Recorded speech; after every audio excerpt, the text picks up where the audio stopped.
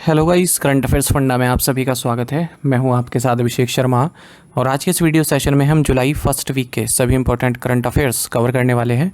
जो भी एस्पिरेंट्स हमारे डेली करंट अफेयर्स नहीं देख पाए हैं वो इस वीडियो के माध्यम से फर्स्ट वीक के सभी करंट अफेयर्स एक साथ कवर कर पाएंगे।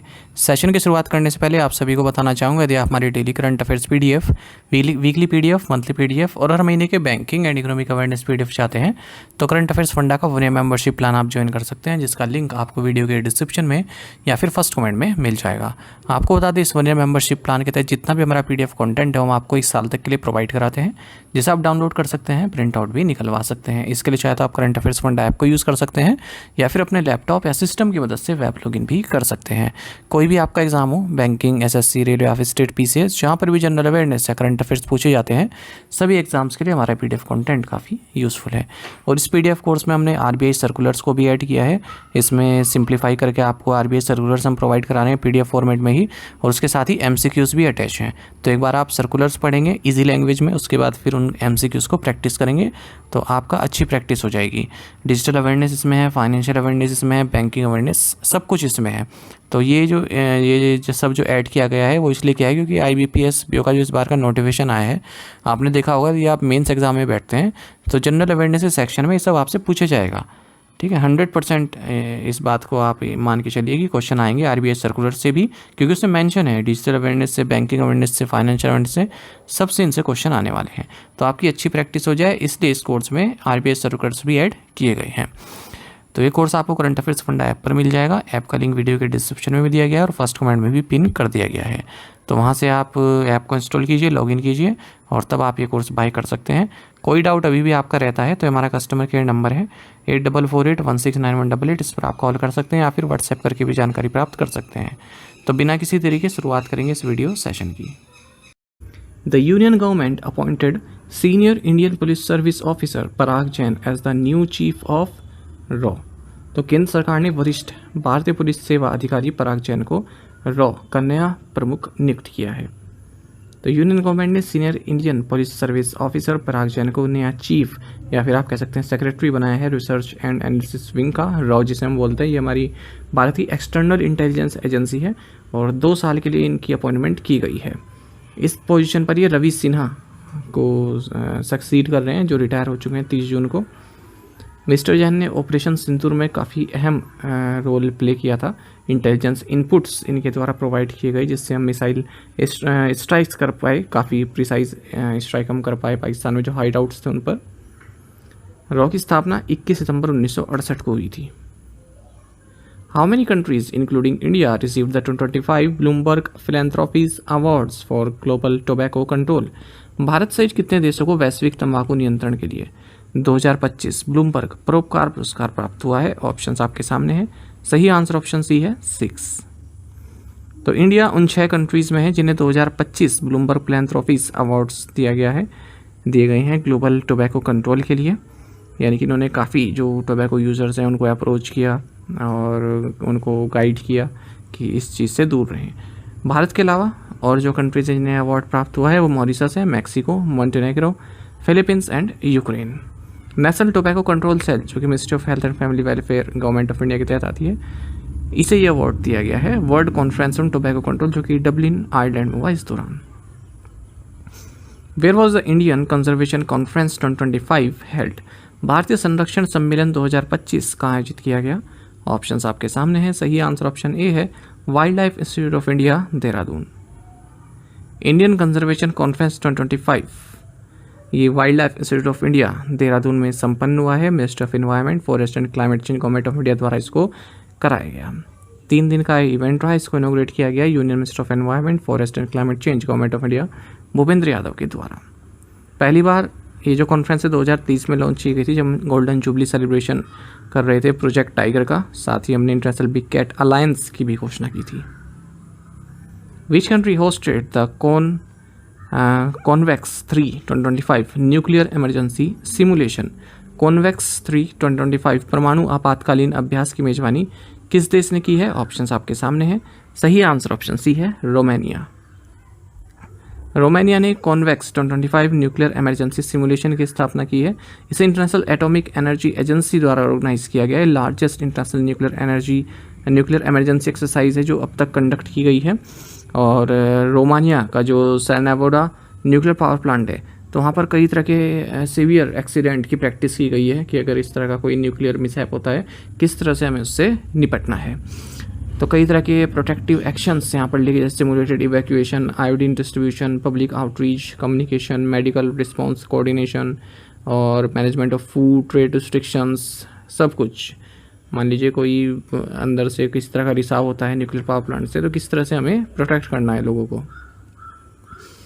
विच state government launch the Vidya Shakti educational programme, किस राज्य सरकार ने विद्या शक्ति शैक्षिक कार्यक्रम शुरू किया। ऑप्शंस आपके सामने हैं, सही आंसर ऑप्शन डी है आंध्र प्रदेश। तो आंध्र प्रदेश गवर्नमेंट ने एक नया एजुकेशनल प्रोग्राम लॉन्च किया जिसका नाम है विद्या शक्ति। तो जो भी स्टूडेंट्स जो एकेडमिकली काफ़ी पीछे हैं, जो राज्य द्वारा चलाए गए स्कूल्स या कॉलेजेस हैं, तो उनको हेल्प किया जाएगा ताकि थोड़ा आगे बढ़ सके। ये एक technology driven remedial teaching initiative है। एक्स्ट्रा एकेडमिक सपोर्ट प्रोवाइड कराया जाएगा स्टूडेंट्स को, जैसे मैथमेटिक्स, साइंस, इंग्लिश, मतलब स्कूल में तो पढ़ते ही, उसके अलावा भी उनको सपोर्ट प्रोवाइड कराया जाएगा इन 3 सब्जेक्ट्स में। प्राइमरी गोल यही है कि उनका लर्निंग स्टैंडर्ड्स बढ़ सके, जो सरकारी स्कूल में बच्चे हैं, और स्कूल ड्रॉप आउट रेट्स घट सके, उनका जो ग्रोथ इनरोलमेंट रेशो है वो बढ़ सके राज्य में। Which new blood group system was recently discovered by French scientist, हाल ही में फ्रांसीसी वैज्ञानिकों ने किस नए रक्त समूह प्रणाली की घोषणा की है या खोज की है। ऑप्शंस आपके सामने है, सही आंसर ऑप्शन डी है EMM निगेटिव या ग्वादा निगेटिव। फ्रेंच साइंटिस्ट हैं एस्टेब्लिशमेंट फ्रैंकाइज टूसोंग से, इन्होंने एक नया ब्लड ग्रुप सिस्टम आइडेंटिफाई किया जिसका नाम है EMM निगेटिव या फिर ग्वादा निगेटिव। तो इसको ये जो है यहाँ पर EMM एंटीजन की एब्सेंस है इसमें रेड ब्लड सेल्स में। ये जो EMM एंटीजन है ये ऑलमोस्ट सभी ह्यूमन में होता है, लेकिन इसमें जो ये EMM निगेटिव है इसमें नहीं है एंटीजन, तो इसलिए एक्सट्रीम रेयर केस ये बनता है। जुलाई 2025 तक बात करें तो पूरे वर्ल्ड में केवल एक ही पर्सन है, एक महिला है, ठीक है, केवल उनके पास इस तरह का ब्लड ग्रुप है। EMM negative blood group is 48th recognize blood group system by international society of blood transfusion. Overall ये 48वां रिकॉग्नाइज ब्लड ग्रुप सिस्टम है। Which Indian government-owned company has announced its decision to buy controlling stakes in Sri Lanka's Colombo dockyard in a $52.96 million deal? किस भारतीय सरकारी स्वामित्व वाली company ने 52.96 million dollar के सौदे में श्रीलंका के कोलंबो डॉकयार्ड में हिस्सेदारी खरीदने का फैसला किया है। राइट आंसर ऑप्शन डी है Mazagon dock sea builders limited. Indian government on Mazagon dock sea builders limited, इन्होंने अनाउंस किया है कि हम कंट्रोलिंग स्टेक्स प्राप्त कर रहे हैं श्रीलंका के कोलंबो डॉकयार्ड में। 52.96 मिलियन डॉलर की डील ये रहने वाली है। महत्वपूर्ण है हमारे नेबरहुड में, अगर हम किसी डॉकयार्ड को कंट्रोल कर रहे हैं तो एक बहुत बड़ी बात है ये, ठीक है। तो इंपॉर्टेंट क्वेश्चन ये बन जाएगा। 51% इक्विटी हासिल कर रहे हैं इसमें। What was India's current account surplus in financial year 25 Q4? वित्त वर्ष 2025 की चौथी तिमाही में भारत का चालू खाता अधिशेष कितना था? ऑप्शंस आपके सामने हैं, सही आंसर ऑप्शन डी है 13.5 बिलियन $। इंडिया का जो करंट अकाउंट बैलेंस है, ठीक है, ये सरप्लस रहा है, 13.5 बिलियन $, रहा है, यानी कि जीडीपी का 1.3% रहा है फाइनेंशियल 25 के 4th क्वार्टर में। अगर हम इसको कंपेयर करें एक साल पहले 4th क्वार्टर में, तो 4.6 बिलियन $, था। और अगर हम इसको बात करें फाइनेंशियल 25 के 3rd क्वार्टर में, यानी कि एक क्वार्टर पहले में, तब डिफिसिट था 11.3 बिलियन $, था। ऐसा रिजर्व बैंक ऑफ इंडिया के डेटा में बताया गया है। मर्चेंटाइज ट्रेड डिफिसिट ये 59.5 बिलियन $, रहा है 4th क्वार्टर में फाइनेंशियल 25 के, और 4th क्वार्टर से हायर रहा है। 4th क्वार्टर में 52 बिलियन $, रहा था। नेट सर्विसेज रिसिप्ट्स ये 53.3 बिलियन $, रही है 4th क्वार्टर में। एक साल पहले 42.7 बिलियन $, ये रही थी। फॉरेन डायरेक्ट इन्वेस्टमेंट जो आई है हमारे यहाँ, वो 0.4 बिलियन $, रही है इस पीरियड में 4th क्वार्टर में। अगर हम बात करें सेम पीरियड में लास्ट ईयर, तो 2.3 बिलियन $, रही थी। फॉरेन पोर्टफोलियो इन्वेस्टमेंट FPI, इसमें जो नेट आउटफ्लो हुआ है, ठीक है, जो हमारे यहाँ से बाहर गई है 5.9 बिलियन $, रही है 4th क्वार्टर में।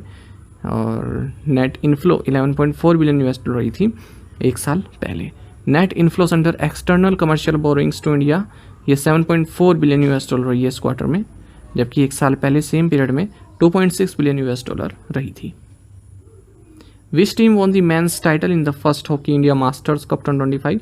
पहले हॉकी इंडिया मास्टर्स कप 2025 में पुरुष वर्ग का खिताब किस टीम ने जीता? राइट आंसर ऑप्शन सी है, hockey unit of Tamil Nadu. Hockey association of Odisha, hockey unit of Tamil Nadu, इन्हें चैंपियन घोषित किया गया है पहले हॉकी इंडिया मास्टर्स कप 2025 का। इन्होंने हॉकी पंजाब और हॉकी महाराष्ट्र को हराया है, यानी कि जो हॉकी उड़ीसा इन्होंने तो हॉकी पंजाब को हराया और जो हॉकी तमिलनाडु इन्होंने हॉकी महाराष्ट्र को हराया है। कहाँ पर हुआ? चेन्नई, तमिलनाडु में। Who has taken over as the 23rd colonel of regiment of Garhwal rifles? Garhwal rifles के 23वें कर्नल ऑफ द रेजिमेंट का पदभार किसने संभाला है? राइट आंसर ऑप्शन डी है, lieutenant general Dinesh Singh Rana. Commander in chief Andaman and Nicobar island, lieutenant general Dinesh Singh Rana, ये 23rd कर्नल बने हैं रेजिमेंट ऑफ गढ़वाल राइफल्स के। इस पोजीशन पर ये vice chief of the army staff lieutenant general NS राजा सुब्रमणी को सक्सीड कर रहे हैं।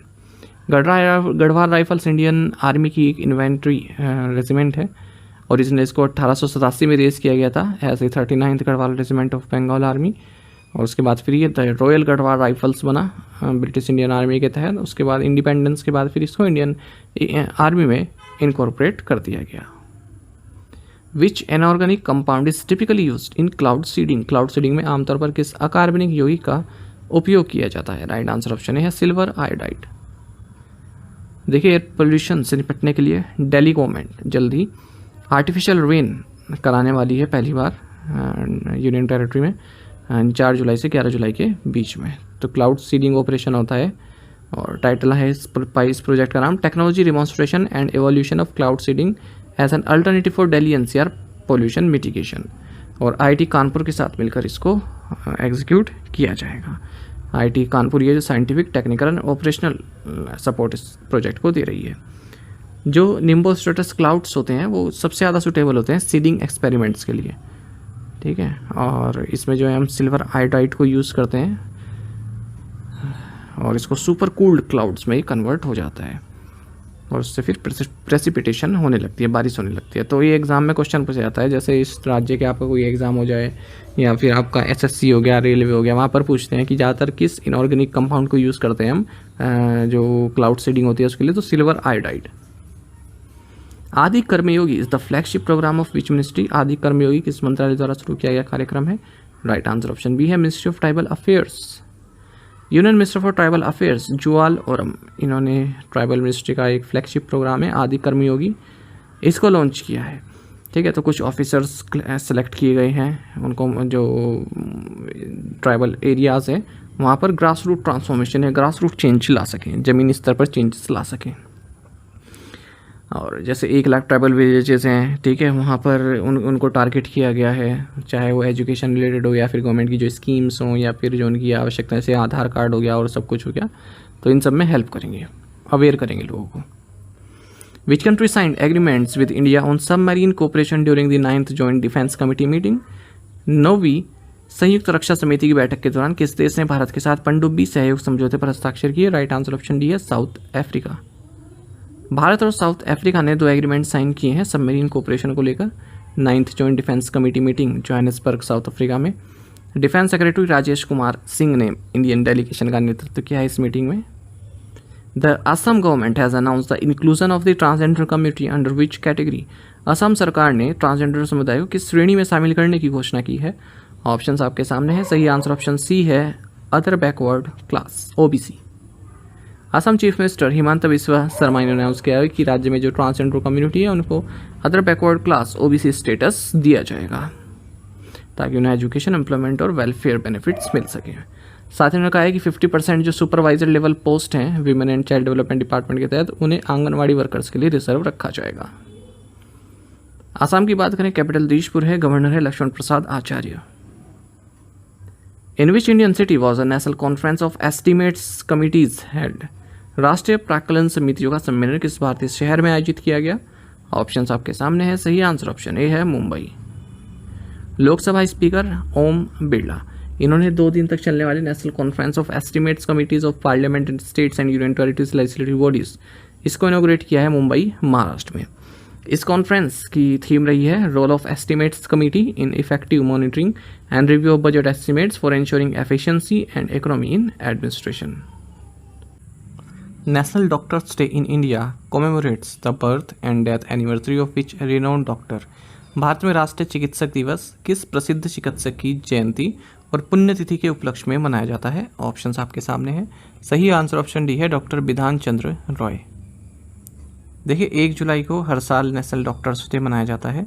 साल 2025 में इस डे का थीम है behind the mask who heels the healers.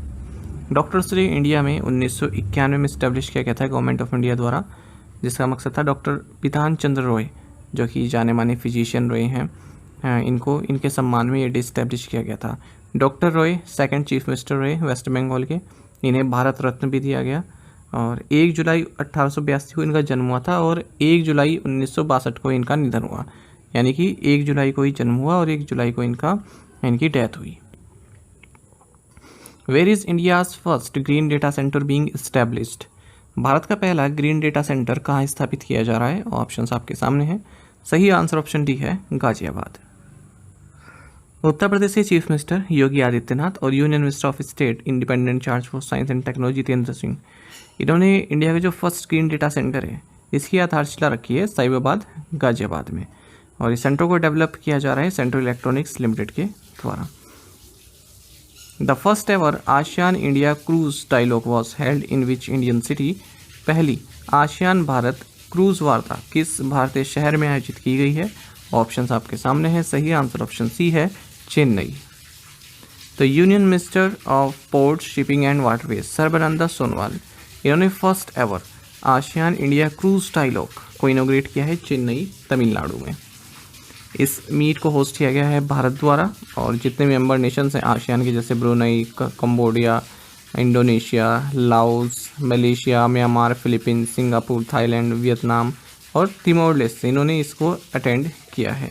तो इस डायलॉग का मकसद रहा मैरीटाइम कोऑपरेशन को बढ़ाना, क्रूज कनेक्टिविटी को इन्हेंस करना, सस्टेनेबल टूरिज्म को प्रमोट करना इंडो पैसिफिक रीजन में।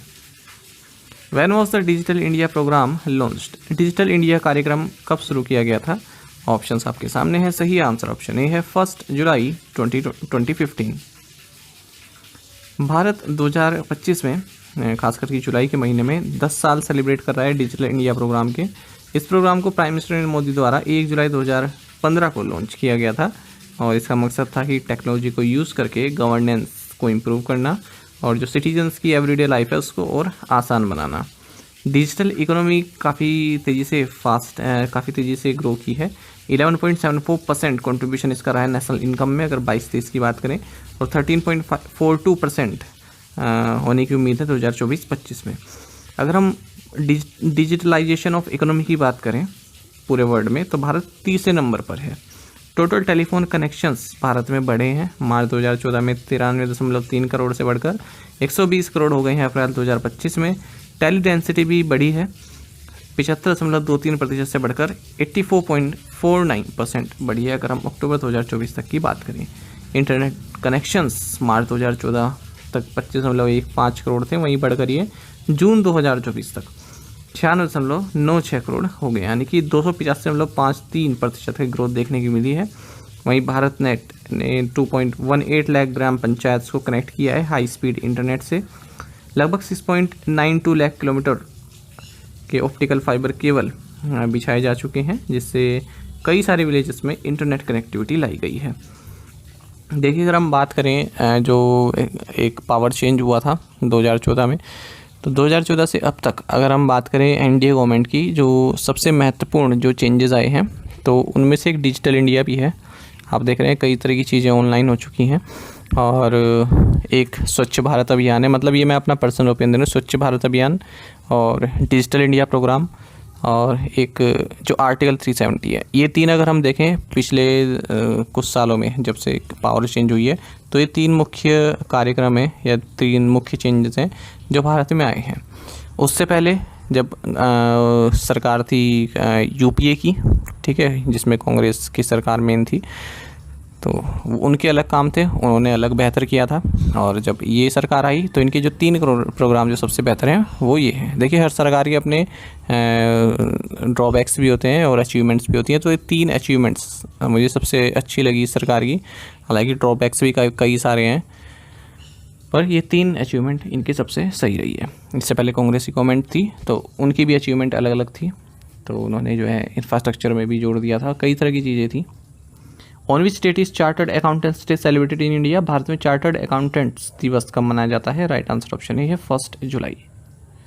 हर साल 1 जुलाई को institute of chartered accountants of India द्वारा चार्टर्ड अकाउंटेंट्स डे मनाया जाता है। Institute of chartered accountants of India की स्थापना 1 जुलाई 1949 को हुई थी, चार्टर्ड अकाउंटेंट्स एक्ट 1949 के तहत। आपको बता दें जो ये ICAI है यानी कि institute of chartered accountants of India, ये सेकंड लार्जेस्ट अकाउंटिंग बॉडी है पूरे वर्ल्ड में, American institute of certified public accountants के बाद। Ericsson's antenna manufacturing facility was inaugurated at which place? Ericsson की एंटीना निर्माण सुविधा का उद्घाटन किस स्थान पर किया गया? राइट आंसर ऑप्शन बी है मानेसर। ज्योतिरादित्य M सिंधिया जो कि union minister of communications and minister for development of north eastern region है, इन्होंने एरिक्सन की state of the art antenna manufacturing facility को इनोग्रेट किया है मानेसर हरियाणा में। इस फैसिलिटी को एरिक्सन और VVDN टेक्नोलॉजीज़ ने मिलकर बनाया है और यहाँ पर पैसिव एंटीनास को प्रोड्यूस किया जाएगा ग्लोबल मार्केट्स के लिए, और 50% जो पैसिव एंटीना प्रोडक्शन है वो यहाँ पर किया जाएगा इस कंपनी का डोमेस्टिक और इंटरनेशनल मार्केट्स के लिए। Which 4 countries are participating in the Quad at Sea Ship Observer Mission? Quad at Sea Ship Observer Mission में कौन से 4 देश भाग ले रहे हैं? राइट आंसर ऑप्शन सी है India, Japan, USA and Australia. देखिए coast guards of India, Japan, United States and Australia, इन्होंने first ever Quad at sea ship observer mission को लॉन्च किया है विल्मिंगटन डिक्लेरेशन के तहत। क्वाड्रिलेटरल सिक्योरिटी डायलॉग जिसे हम शॉर्ट में क्वाड बोलते हैं, ये एक ग्रुपिंग है Australia, India, Japan, United states की, और सबसे पहले 2007 में इसको इनिशिएट किया गया था Japanese prime minister Shinzo Abe द्वारा, जो कि अब नहीं है। तो ये स्टैटिक जी का क्वेश्चन बनता है कि किसके द्वारा शुरुआत की गई थी क्वाड की। इसी तरह शार्क पर भी क्वेश्चन बनता है कि शार्क के फाउंडिंग फादर के रूप में किसे जाना जाता है, ये आप बताइएगा मुझे कमेंट बॉक्स में। What is the minimum net worth required for private companies to be designated as renewable energy implementing agency? निजी कंपनियों को नवीकरणीय ऊर्जा कार्यान्वयन एजेंसी के रूप में नामित करने के लिए न्यूनतम निवल मूल्य क्या होना चाहिए?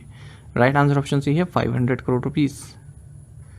प्राइवेट सेक्टर की जो इंडियन कंपनीज है जिनकी नेटवर्थ 500 करोड़ से ज़्यादा की है और लॉन्ग टर्म क्रेडिट रेटिंग उनकी A है या इससे ऊपर की है, वो रिन्यूएबल एनर्जी इंप्लीमेंटिंग एजेंसीज के तौर पर कार्य कर सकती हैं। अब तक केवल 4 PSUs हैं जिन्हें रिन्यूएबल एनर्जी इंप्लीमेंटिंग एजेंसी के तौर पर डेजिग्नेट किया गया है। यह है NTPC, SJVN, solar energy corporation of India and NHPC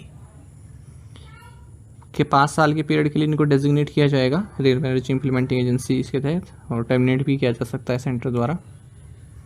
What was India's total external debt at the end of March 2025? मार्च 2025 के अंत में भारत का कुल विदेशी ऋण कितना था? राइट आंसर ऑप्शन सी है 736.3 बिलियन US डॉलर। देखिए यही होते हैं RBI सर्कुलर। आप एक कमेंट आया था एक एस्पिरेंट का कि सर RBI सर्कुलर भी डिस्कस किया कीजिए, तो RBI सर्कुलर कोई अलग से नहीं होते हैं, यही होते हैं RBI सर्कुलर। जो मैं आपको क्वेश्चन के तौर पर कराता हूँ ना, तो ये RBI का ही तो डेटा है। RBI जो डेटा अपना शेयर करता है हमारे साथ अपनी साइट पर, वही RBI सर्कुलर है, ठीक है। मैं इसमें अगर अलग से लिख दूँ RBI सर्कुलर तो आप समझ जाएंगे कि RBI सर्कुलर है, पर इस तरह से भी आप अपने आप अंदर, आपको मैं एक कॉन्फिडेंस दे रहा हूँ उस बात है कि RBI सर्कुलर इसमें कवर्ड रहते हैं। तो ये RBI ने ही तो डेटा दिया है कि इंडिया का जो एक्सटर्नल डेट है ये 10% बढ़ा है, मार्च 2025 के एंड तक 736.3 बिलियन US डॉलर पहुँच चुका है, जबकि एक साल पहले ये 668.8 बिलियन US डॉलर था। अगर GDP के परसेंटेज के तौर पर देखें तो एक्सटर्नल डेट 19.1% हो गया है GDP का, जबकि एक साल पहले 18.5% था। लॉन्ग टर्म डेट की अगर हम बात करें मार्च 2025 के एंड तक, तो ये 601.9 बिलियन US डॉलर रहा है, यानी कि 60.6 बिलियन US डॉलर का इंक्रीज़ देखने को मिला अगर हम मार्च 2024 के एंड से कंपेयर करें। US डॉलर डिनोमिनेटेड डेट ये लार्जेस्ट कंपोनेंट है इंडिया के एक्सटर्नल डेट के, 54.2% शेयर है इसका भारत के टोटल डेट में। उसके बाद फिर debt dominated in Indian rupee आता है, फिर येन, फिर स्पेशल ड्राइंग राइट्स, फिर यूरो। लोन्स लार्जेस्ट कंपोनेंट है एक्सटर्नल डेट के, यानी कि जो हम लोन्स लेते हैं वही उसका सबसे बड़ा फैक्टर है हमारे डेट में।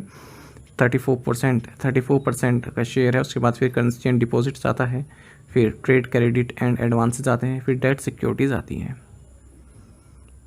Who won the Austrian grand prix in current formula 1 season? ऑस्ट्रियाई ग्रां प्री फार्मूला 1 किसने जीती? राइट आंसर ऑप्शन बी है लैंडो नॉरिस। लैंडो नॉरिस ने इस सीज़न की अपनी 3rd विन जीती है। इन्होंने ऑस्ट्रियन ग्रां प्री जीत लिया है। और आपको बता दें Lando Norris British racing driver हैं, फार्मूला 1 में मैक्लेरन के लिए कम्पीट करते हैं। What is India's global rank for online interest in investing according to Broker Chooser? Broker chooser के अनुसार ऑनलाइन निवेश में रुचि रखने के मामले में भारत की वैश्विक रैंकिंग क्या है? राइट आंसर ऑप्शन सी है 13th।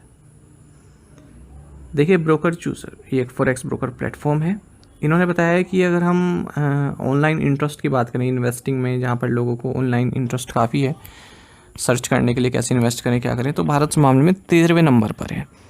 2629 monthly investment related searches Bharat में की जाती है पर मिलियन रेजिडेंट्स के हिसाब से, और सबसे ज़्यादा स्टॉक्स के बारे में सर्च करते हैं, फिर क्रिप्टो के बारे में, फिर जनरल इन्वेस्टिंग टर्म जैसे इन्वेस्टिंग फॉर बिगिनर्स, इस तरह के सर्च किए जाते हैं। ओवरऑल ग्लोबली बात करें तो ऑस्ट्रेलिया पहले नंबर पर है, जहाँ पर मंथली इन्वेस्टमेंट रिलेटेड सर्चेस पर मिलियन पीपल की जाती हैं, और फिर सिंगापुर आता है दूसरे नंबर पर, तीसरे नंबर पर केन्या आता है। Which state government recently increased reservation for minorities from 10% to 15% in housing schemes? हाल ही में किस राज्य सरकार ने आवास योजनाओं में अल्पसंख्यकों के लिए आरक्षण 10% से बढ़ाकर 15% कर दिया है? राइट आंसर ऑप्शन बी है कर्नाटक। कर्नाटक कैबिनेट ने जो रिजर्वेशन है वो 10% बढ़ाकर 15% कर दिया माइनॉरिटीज़ के लिए, अगर हम स्टेट गवर्नमेंट की हाउसिंग स्कीम्स की बात करें तो। The decision will apply to all housing schemes implemented by different departments including housing and urban development across the state. Karnataka के गवर्नर थावरचंद गहलोत हैं, चीफ मिनिस्टर सिद्धरामैया हैं।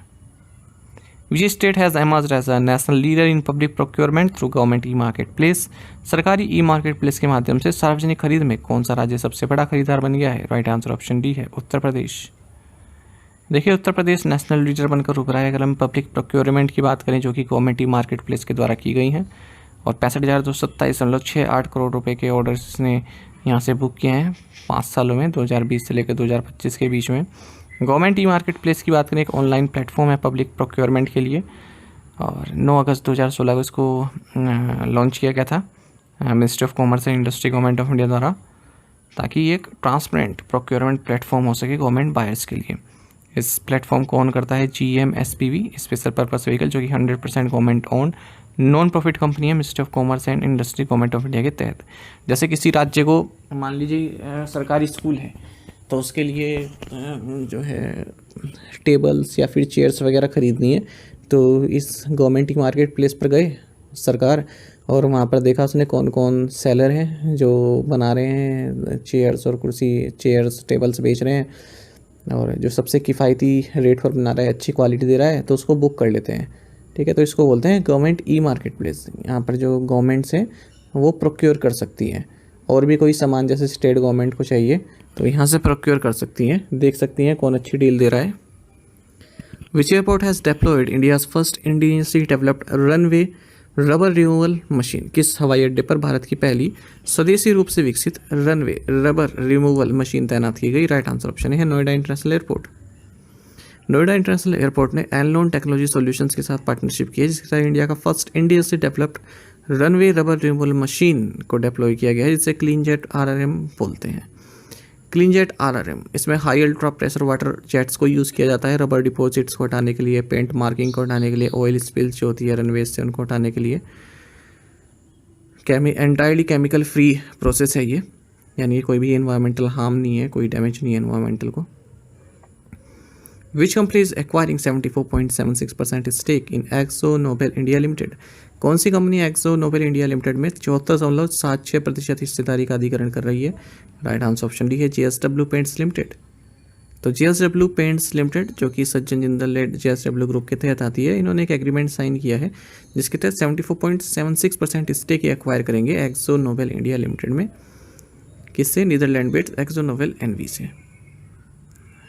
8,986 करोड़ रुपीज़ की डील लेने वाली है, और इस डील के बाद जो JSW पेंट है 4th लार्जेस्ट प्लेयर बन जाएगा इंडियन पेंट सेक्टर में, और लार्जेस्ट तो एशियन पेंट्स है जिसका दबदबा है। Which country has recently banned face covering clothing in public? हाल में किस देश ने सार्वजनिक स्थानों पर चेहरा ढकने वाले कपड़ों पर प्रतिबंध लगा दिया है? राइट आंसर ऑप्शन डी है कजाकिस्तान। तो जो कजाकिस्तान के प्राइम मिनिस्टर हैं कासिम जोमार्ट तोकायेव, इन्होंने एक लॉ पर साइन कर दिया जिसके जरिए जो फेस को कवर करने वाले क्लोथ्स हैं उन पर बैन रहेगा पब्लिक में आप इस तरह के क्लोथ्स नहीं पहन सकते, इससे फेस ढक जाए। और भी मुस्लिम डोमिनेटेड कंट्रीज़ हैं जहाँ पर ये रिस्ट्रिक्शंस लगाई गई हैं, पहले से ही हैं, जैसे किर्गिस्तान में, उज्बेकिस्तान में, ताजिकिस्तान में और अब कजाकिस्तान में भी इस तरह की रिस्ट्रिक्शंस लग चुकी हैं। Where was INS Tamal commission by the Indian navy? भारतीय नौसेना द्वारा INS तमाल को कहाँ कमीशन किया गया? ऑप्शंस आपके सामने है। सही आंसर ऑप्शन डी है कलिनिंग्रैड इन रशिया। इंडियन नेवी ने INS तमाल या F71 इसे यांतार शिपयार्ड कलिंगराड रशिया में कमीशन किया है। देखिए ये स्ट्रैटेजी का भी क्वेश्चन होता है, पूछते हैं जैसे SSC हो गया, रेलवे हो गया या फिर स्टेट PCS हो गया, उनमें पूछते हैं कि कलिंगराड जो रशिया में है ये किसके लिए फेमस है? तो शिप बिल्डिंग के लिए फेमस है। चलिए खैर क्वेश्चन पर आते हैं। तो INS तमाल को कमीशन किया गया है। इसी के साथ ही हमारा लास्ट इस तरह का INS है जो हमने फॉरेन सोइल पर बनवाया है। अब इसके बाद अब जो भी शिपयार्ड अपने इंडियन शिपयार्ड हैं वहाँ पर ही इस तरह के शिप्स बनने वाले हैं। INS Tamal 8th multi role stealth frigate है प्रोजेक्ट 1135.6 के तहत, और सेकंड शिप है एडिशनल फॉलोअप जो तुसिल क्लास ऑफ शिप है उसकी। फर्स्ट शिप जो है तुसिल क्लास की वो कमीशन की गई थी 9 दिसंबर 2024 को। जितनी भी 7 शिप्स हैं ये अब तक जो इंडक्ट की गई हैं ये वेस्टर्न फ्लीट का हिस्सा है। वेस्टर्न फ्लीट यानी कि the sword arm of Indian navy under the western naval command, इसका हिस्सा है ये। अच्छा, हालांकि इसे रशिया में बनाया गया है लेकिन 26% जो इसमें कंपोनेंट्स हैं वो इंडिजीनियस यानी कि भारत के बनाए हुए हैं। और इसमें BrahMos long range cruise missile भी है, हमसा NG सोनार सिस्टम भी है। What is the name of the 5th 25 ton bollard pull tug inducted at the naval dockyard Visakhapatnam? नौसेना डॉकयार्ड विशाखापट्टनम में शामिल किए गए 5वें 25 टन बोलार्ड पुल टग का क्या नाम है? राइट आंसर ऑप्शन बी है ओजस। तो देखिए 5th 25 टन बोलार्ड पुल टग ओजस को हाल ही में इंडक्ट किया गया है नवल डॉकयार्ड विशाखापट्टनम में। तो इस तरह के 6 25 टन के जो बोलार्ड पुल टग हैं उनको कंस्ट्रक्ट किया जा रहा है Titagarh rail systems limited Kolkata के द्वारा, और इसके लिए एक एग्रीमेंट साइन हुआ था नवंबर 2021 में। तो इस सीरीज में ये 5th है, अभी एक और बनना है। These trucks are utilized by the Navy to provide assistance to warships and submarines during berthing and unberthing and maneuvering in confined waters. Union Minister S.D. Kumaraswamy inaugurated the international offices of NMDC Limited and Mekon Limited in which city? केंद्रीय मंत्री S.D. Kumaraswamy ने किस शहर में NMDC limited और MECON limited के अंतर्राष्ट्रीय कार्यालयों का उद्घाटन किया है? ऑप्शंस आपके सामने है। सही आंसर ऑप्शन ए है Dubai. Union minister S.D. Kumaraswamy जो कि minister of steel and heavy enterprises हैं, इन्होंने हाल ही में दुबई विजिट किया जहां इन्होंने जो 2 इंडियन पब्लिक सेक्टर एंटरप्राइजेस हैं, एक तो NMDC लिमिटेड और मेकॉन लिमिटेड, इन दोनों के ही इंटरनेशनल ऑफिसेज इनोग्रेट किए हैं दुबई में। NMDC लिमिटेड जिसे पहले नेशनल मिनरल डेवलपमेंट कॉर्पोरेशन के नाम से जानते थे, इंडिया की लार्जेस्ट आयरन और प्रोड्यूसर एंड एक्सपोर्टर है। स्थापना इसकी 1958 में हुई थी। मेकॉन लिमिटेड इसे पहले metallurgical and engineering consultants India limited के नाम से जानते थे। ये सेंट्रल पब्लिक सेक्टर अंडरटेकिंग है, मिनिस्ट्री ऑफ स्टील के तहत आती है। 1959 में इसकी स्थापना हुई थी। What is the amount of penalty imposed by SEBI on BSE? SEBI ने BSE पर कितना जुर्माना लगाया है? राइट आंसर ऑप्शन सी है 25 लाख रुपीस। तो कैपिटल मार्केट्स रेगुलेटर SEBI इसे 25 लाख रुपीस की पेनल्टी लगाई है BSE पर for failing to provide equal access to corporate disclosures to all stake holders. Corporate disclosures मतलब कंपनी के जो भी फाइनेंशियल कंडीशंस हैं, मतलब जो कंपनी को बतानी चाहिए अपने स्टेक होल्डर्स को क्या फाइनेंस कंडीशन है, क्या एक्वायर किया है और किस किस के कितने शेयर हैं। ठीक है, कई तरह की फाइनेंशियल डॉक्यूमेंट्स होते हैं जो कंपनी को अपने स्टेक होल्डर्स को बताने ज़रूरी हैं। ठीक है, तो वो इन्होंने इक्वल एक्सेस नहीं दी है, कुछ को दिखाए हैं कुछ को नहीं दिखाए हैं, तो इसलिए सेबी ने इन पर पेनल्टी लगाई है। BSE लिमिटेड की बात करें यानी कि बॉम्बे स्टॉक एक्सचेंज मुंबई में स्थित है। इस्टेब्लिशमेंट इसकी 1875 में हुई थी। ओल्डेस्ट स्टॉक एक्सचेंज है एशिया में और 10th ओल्डेस्ट है पूरे वर्ल्ड में। 6th लार्जेस्ट स्टॉक एक्सचेंज है वर्ल्ड में अगर हम टोटल मार्केट कैपिटलाइजेशन के हिसाब से देखें, और इसकी स्थापना की गई थी प्रेमचंद रॉयचंद के द्वारा।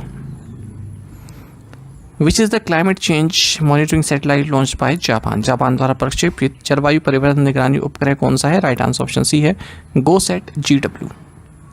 जापान ने सक्सेसफुली एक climate change monitoring satellite launch की है H2A रॉकेट के जरिए। तो H2A रॉकेट ये तनेगाशिमा स्पेस सेंटर से इसने उड़ान भरी, ठीक है, और GoSat GW सैटेलाइट को इसने ऑर्बिट में स्थापित किया। GoSat GW मतलब global observing satellite for green house gases and water cycle. Axiom Space has signed an agreement with which Indian aerospace company to explore collaboration opportunities to advance space exploration। Axiom Space ने अंतरिक्ष अन्वेषण को आगे बढ़ाने के लिए किस भारतीय एरोस्पेस कंपनी के साथ एक समझौते पर हस्ताक्षर किए हैं? राइट आंसर ऑप्शन डी है, Skyroot aerospace.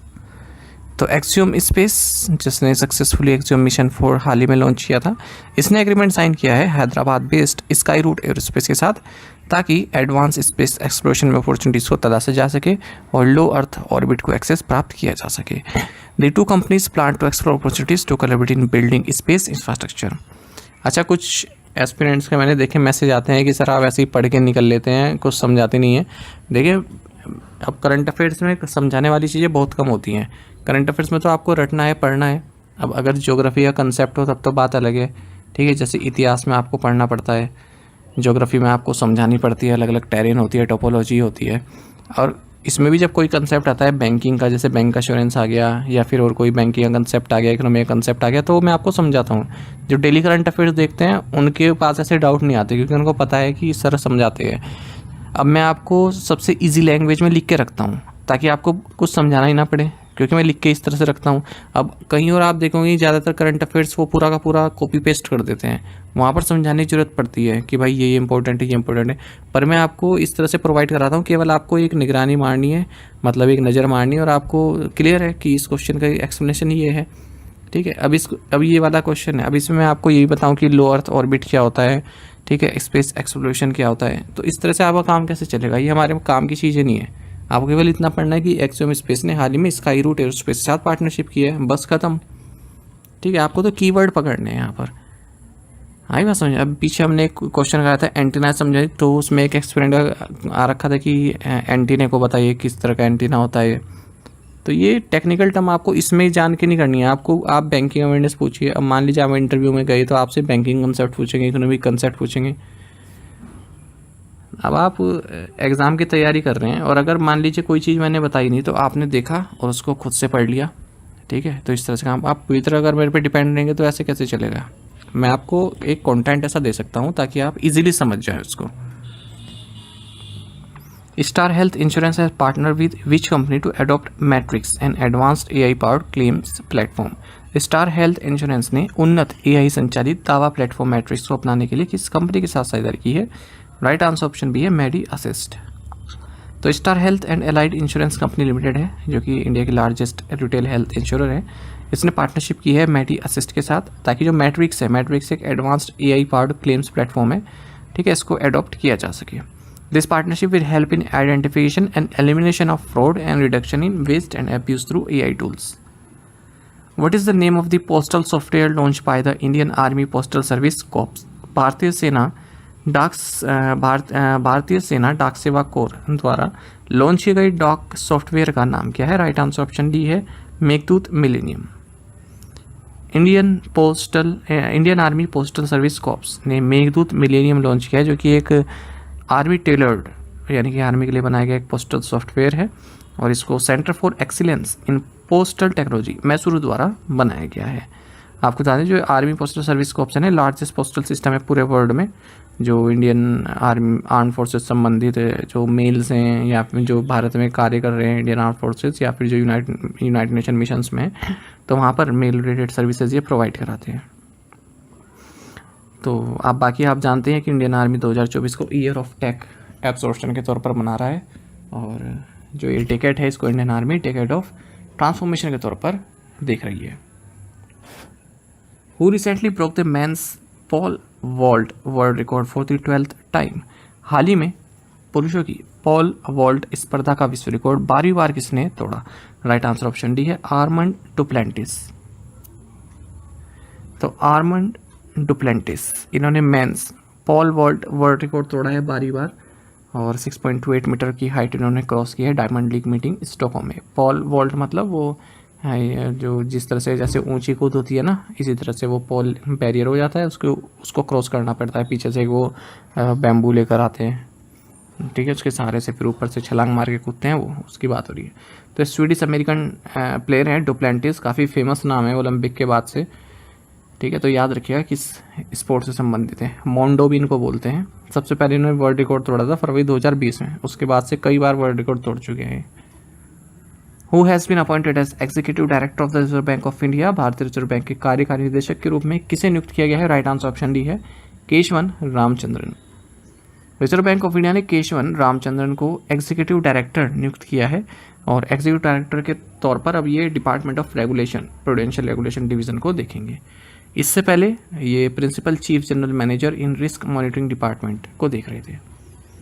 Which company has signed an agreement with sea for all to develop a clean energy road map. किस कंपनी ने स्वच्छ ऊर्जा रोड मैप विकसित करने के लिए सी फॉर ऑल के साथ एक समझौते पर हस्ताक्षर किए? राइट आंसर ऑप्शन है एनटीपीसी। इंडिया की लार्जेस्ट पावर यूटिलिटी है एनटीपीसी, इसने एग्रीमेंट साइन किया है sustainable energy for all sea for all के साथ, ताकि जो इंडिया का नेट जीरो टारगेट है 2070 तक अचीव करने का, उसके लिए क्लीन एनर्जी ट्रांजिशन मैप तैयार हो सके, किस तरह से हमें आगे बढ़ना है, ठीक है। बाकी तो वही है।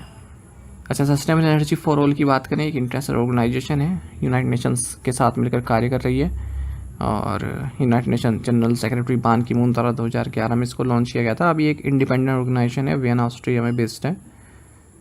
तो इस तरह के अब देखिए जैसे क्वेश्चन है, इसमें केवल आपको कीवर्ड याद रखने हैं। एनटीपीसी ने सी फॉर ऑल के साथ पार्टनरशिप की। अब आपसे एग्जाम में नहीं पूछा है किस लिए की है, ठीक है, बस ये पूछा कि किस किस ने की है। एनटीपीसी ने सी फॉर ऑल के साथ की है। Which small finance bank has partner with LIC to enhance insurance accessibility. किस लघु वित्त बैंक ने बीमा पहुंच प्रदान करने के लिए LIC के साथ साझेदारी की है? राइट आंसर ऑप्शन है AU स्मॉल फाइनेंस बैंक। तो AU स्मॉल फाइनेंस बैंक ने life insurance corporation of India, जो कि कंट्री का लार्जेस्ट लाइफ इंश्योरेंस, के साथ बैंक एश्योरेंस पैक्ट साइन किया है। बैंक एश्योरेंस मतलब जो इंश्योरेंस कंपनी है वो बैंक को कहती है कि हमारे जो इंश्योरेंस प्रोडक्ट हैं वो आप अपने कस्टमर्स को जो है ऑफर कीजिए, बदले में बैंक को कमीशन मिलता है। तो AU स्मॉल फाइनेंस बैंक अपने कस्टमर्स को लाइफ इंश्योरेंस कॉर्पोरेशन यानी कि LIC के जो इंश्योरेंस प्रोडक्ट्स हैं वो ऑफर करेगी। बाकी याद रखिएगा, हम 2047 तक सभी के लिए इंश्योरेंस प्रोवाइड कराना चाहते हैं। अब देखिए 2047 में अभी कितना टाइम पड़ा है, हम इतने लंबे लंबे टारगेट लेके चल रहे हैं कि तब तक जो आज की ज़रूरत है, आज के व्यक्ति को जो ज़रूरत है इंश्योरेंस की, वही पूरी नहीं हो पाएगी। हर टारगेट हम काफ़ी लंबा लेके चल रहे हैं, 2047 तक, 2040 तक, ठीक है। इतने तो जो आज की जनरेशन है वो उसको लाभ तो नहीं मिल पाएगा। अब अगली जनरेशन को मिलेगा या नहीं मिलेगा वो मालूम नहीं। पहले क्या होते थे, टारगेट रहते थे कि 5 साल के टारगेट, जैसे वो 5 ईयर प्लान होता था ना, तो उसमें 5 साल के टारगेट में हमें ये करना है। अब टारगेट बहुत लंबे खींच दे गए हैं, मतलब 5 ईयर प्लान भी ऐसा नहीं था कि उनमें हर टारगेट अचीव कर लिया जाता था, लेकिन एक रोड मैप रहता था कि इस 5 साल के अंदर अंदर हमें ये करना है।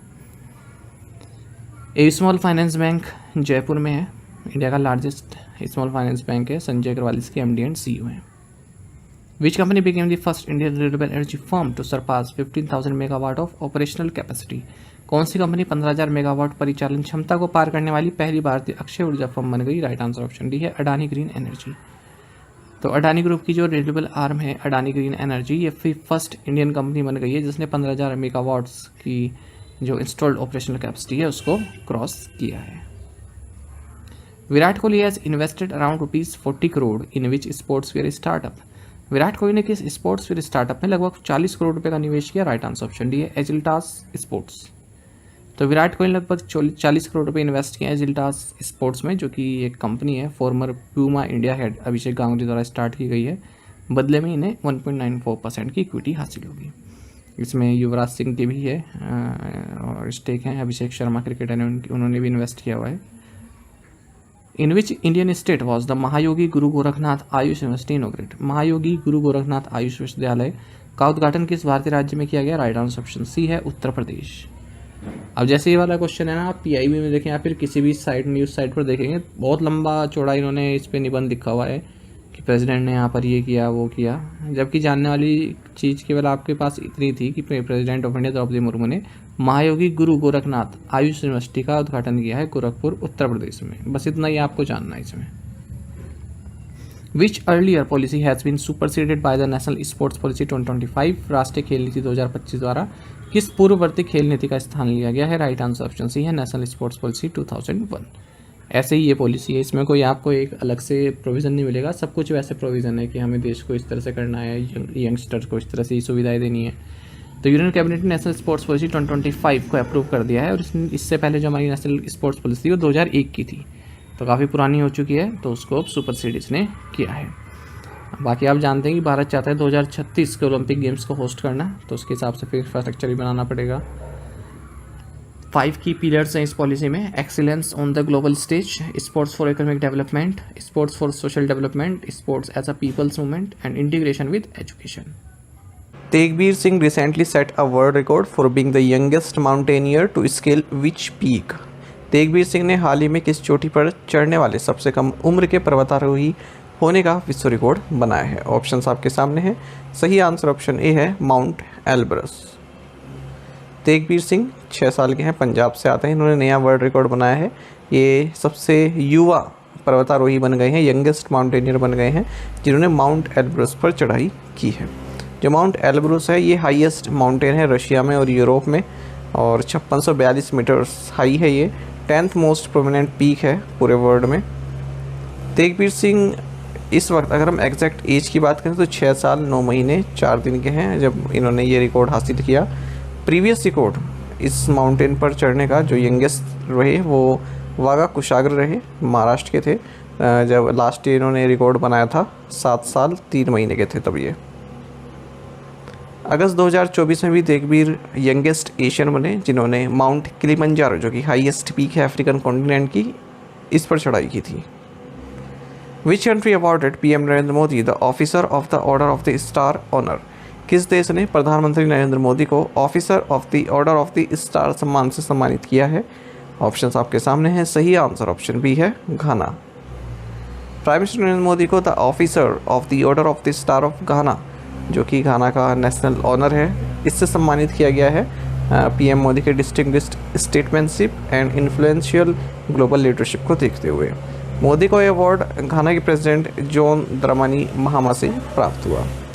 प्राइम मिनिस्टर नरेंद्र मोदी 5 देशों के दौरे पर है। सबसे पहले घाना गए, इसके बाद फिर त्रिनिदाद एंड टोबैगो जाएंगे, फिर अर्जेंटीना, फिर ब्राज़ील में ब्रिक्स समिट में पार्टिसिपेट करेंगे, उसके बाद फिर नामीबिया जाएंगे। घाना की कैपिटल एक्रा है। Name the new railways app that is design to help ease ticket booking. उस नए रेलवे ऐप का नाम बताएं जो टिकट बुकिंग को आसान बनाने में मदद के लिए बनाया गया है। राइट आंसर ऑप्शन सी है रेल वन। तो यूनियन रेलवे मिनिस्टर अश्विनी वैष्णव ने एक नई ऐप लॉन्च की है जो है रेल वन। नई दिल्ली में इस ऐप को लॉन्च किया गया है। इसे बनाया गया रेलवे का जो पब्लिक सेक्टर अंडरटेकिंग है, centre for railway information system द्वारा, और पैसेंजर का जो इंटरफेस है, जो पैसेंजर इंटरफेस है रेलवे के साथ, उसको इम्प्रूव करने के लिए बनाया गया है। तो इसमें सभी सर्विसेज इंटीग्रेट कर दी गई, जैसे 3% discount on unreserve tickets, platform tickets, live train tracking, grievance redressal, e catering, portal booking, last mile taxi services, सब कुछ इसी पोर्टल में इंटीग्रेट कर दिया गया है। Who inaugurate the C flood system? C flood प्रणाली का उद्घाटन किसने किया? ऑप्शंस आपके सामने हैं। सही आंसर ऑप्शन ए है CR Patil. Union minister of Jal शक्ति CR पाटिल, इन्होंने सी फ्लड इनोग्रेट किया है। सी फ्लड यानी कि एक यूनिफाइड इनंडेशन फोरकास्टिंग सिस्टम है ये। इसको centre for development of advance computing Pune और central water commission, department of water resources, river development and Ganga reservation, ministry of Jal Shakti के सहयोग से बनाया गया है। तो ये 2 दिन एडवांस का इनंडेशन फोरकास्ट प्रोवाइड करा देता है विलेज लेवल पर, यानी कि वहाँ पर कोई फ्लड आने वाली है या फिर वाटर लेवल वहाँ पर ऊपर होने वाला है, इस तरह की प्रेडिक्शन ये बता देता है। सी फ्लड इसका नाम है। Advance 2D hydrodynamic modelling provide कराता है फ्लड सिनेरियो के लिए। What is the total outlay approved by Union Cabinet for the Research Development and Innovation RDI scheme?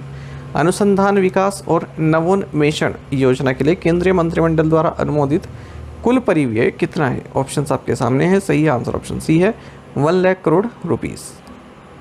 Union cabinet ने research development and innovation RDI scheme के लिए 1 लाख करोड़ रुपए approve कर दिए हैं। की ऑब्जेक्टिव्स अगर हम इस स्कीम के देखें तो promote private sector investment in research development and innovation, specially जो इकोनॉमिक सिक्योरिटी है, स्ट्रेटेजिक रेलेवेंस है उसमें, support transformative projects at higher technology readiness levels, support acquisition of technologies which are critical or of high strategic importance, facilitate creation of deep tech fund of funds to support deep tech innovations and startups। जो governing board है अनुसंधान national research foundation का, जिसकी अध्यक्षता prime minister करते हैं, ठीक है, वो इसको एक स्ट्रेटेजिक डायरेक्शन प्रोवाइड कराएगा इस स्कीम को। How much wage will a first time employ receive under the employment linked incentive ELI scheme? रोजगार लिंक्ड प्रोत्साहन योजना के तहत पहली बार नौकरी पर लगे कर्मचारी को कितना वेतन मिलेगा? राइट आंसर ऑप्शन सी है, 15,000 रुपीज़। यूनियन कैबिनेट ने employment linked incentive scheme approve कर दी है। एम्प्लॉयमेंट जनरेशन को सपोर्ट करने के लिए, एम्प्लॉयबिलिटी को बढ़ाने के लिए, सोशल सिक्योरिटी को इन्हेंस करने के लिए सभी सेक्टर में, खास करके मैन्युफैक्चरिंग सेक्टर में।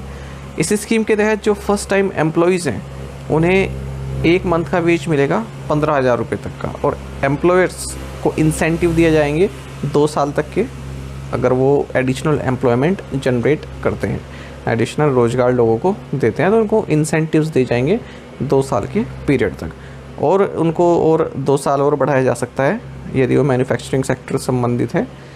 ELI स्कीम को अनाउंस किया गया था यूनियन बजट 2024-25 में। PM का जो पैकेज था पूरा 5 स्कीम्स का एम्प्लॉयमेंट जनरेट करने के लिए, स्किलिंग बढ़ाने के लिए, तो उसी का ये हिस्सा था।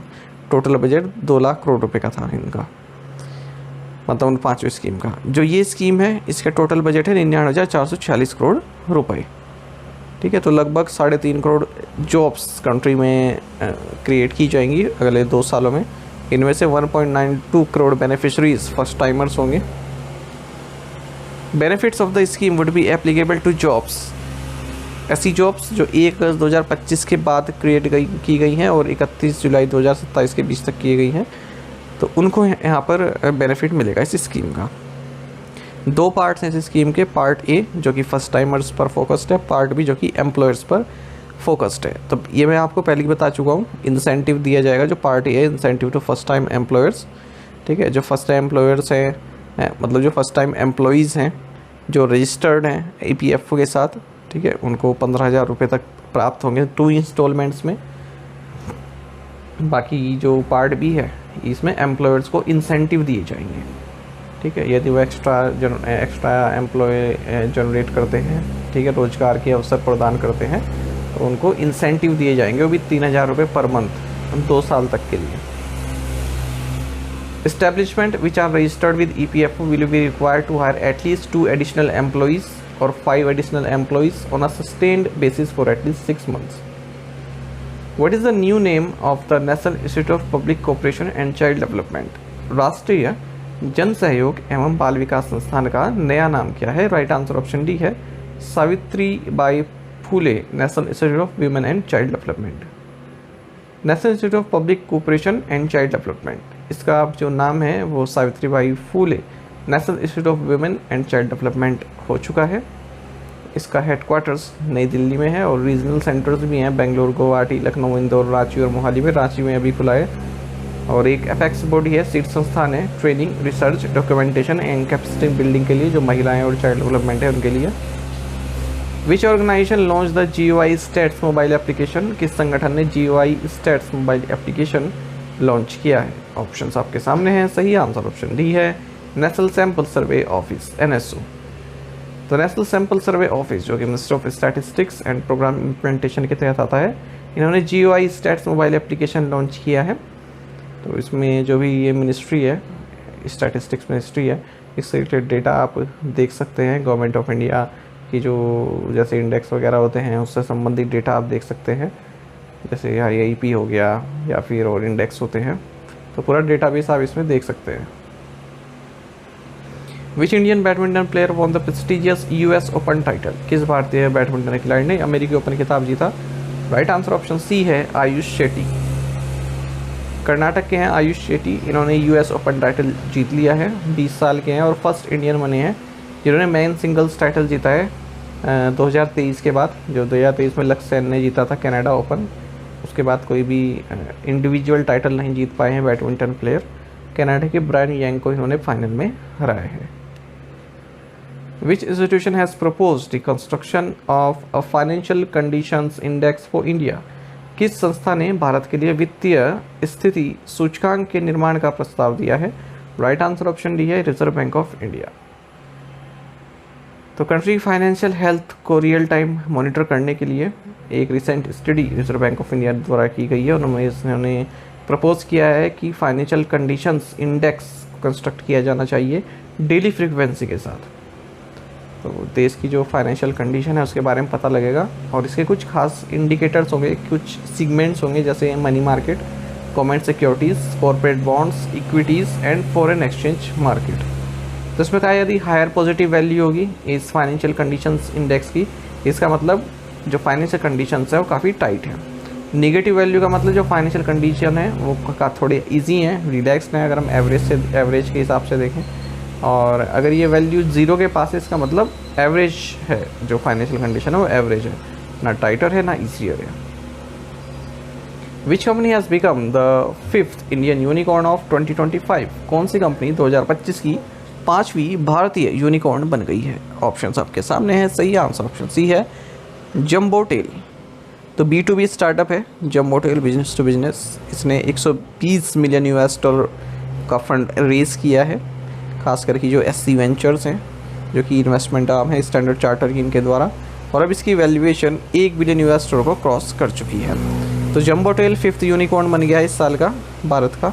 इससे पहले नेटोराइन, पोर्टर, ड्रूल्स और ब्लू स्टोन को भी यूनिकॉर्न टैग दे दिया गया है। तो यूनिकॉर्न मतलब जिस कंपनी की वैल्यूएशन 1 बिलियन US$ को क्रॉस कर जाए उसको बोलते हैं unicorn. Slice has opened India's first physical bank branch built around which technology? Slice ने किस तकनीक पर आधारित भारत की पहली भौतिक बैंक शाखा खोली है? राइट आंसर ऑप्शन डी है यूनिफाइड पेमेंट्स इंटरफेस UPI। तो फिनटेक कंपनी है स्लाइस ने UPI बेस्ड क्रेडिट कार्ड और इंडिया की first physical bank branch open की है, ATM ओपन किया है जो यूनिफाइड पेमेंट इंटरफेस UPI पर आधारित है। तो ये जो डिजिटल बैंक ब्रांच है ये कोरामंगला बेंगलुरु में लॉन्च की है, वहीं इन्होंने UPI ATM भी लॉन्च किया है, यानी कि आप UPI के माध्यम से कैश विड्रॉल भी कर सकते हैं और डिपॉजिट भी कर सकते हैं। Suriname become the first malaria free country in which region? Suriname किस क्षेत्र का पहला मलेरिया मुक्त देश बन गया? राइट आंसर ऑप्शन बी है अमेजॉन रीजन। सूरीनाम जिसकी कैपिटल पैरामैरिबो है, इसकी कैपिटल पूछी जाती है एग्जाम में, सूरीनाम और बुर्किना फासो इन दोनों कंट्रीज़ की। ये फर्स्ट कंट्री बना है अमेजॉन रीजन में और ओवरऑल पूरे वर्ल्ड में 47 कंट्री जो मलेरिया फ्री हो चुका है। वर्ल्ड हेल्थ ऑर्गेनाइजेशन ने इसको सर्टिफाई कर दिया है। ये नदर्न साउथ अमेरिका में है, ठीक है। कभी कभी डाउट होता है कि ये अफ्रीका में है, पर ये अफ्रीका में नहीं है, ये साउथ अमेरिका में आती है कंट्री सूरीनाम। मलेरिया आप जानते हैं लाइफ थ्रेटनिंग डिजीज़ है, पैरासाइट द्वारा होती है जब कोई infected female anopheles mosquito bite करता है। What is the formal name of the Bonn climate change conference? Bonn जलवायु परिवर्तन सम्मेलन का औपचारिक नाम क्या है? राइट आंसर ऑप्शन डी है sessions of the UNFCCC subsidiary bodies. देखिए हर साल बोन क्लाइमेट चेंज कॉन्फ्रेंस होता है, बोन सिटी जर्मनी में ये कंक्लूड हुई है हाल ही में, और United Nations framework convention on climate change यानी कि UNFCCC जो कि एक इंटरनेशनल एग्रीमेंट है 1992 में साइन हुआ था, ठीक है। इसके तहत इस कॉन्फ्रेंस को आयोजित किया जाता है। फॉर्मली इसको बोलते हैं हम sessions of the UNFCCC subsidiary bodies. तो UNFCCC के तहत 2 कॉन्फ्रेंसेस होती हैं, एक तो ये बोन कन्वेंशन, दूसरी होती है जो हम COP पढ़ते हैं, ठीक है, कॉन्फ्रेंस ऑफ पार्टीज पढ़ते हैं।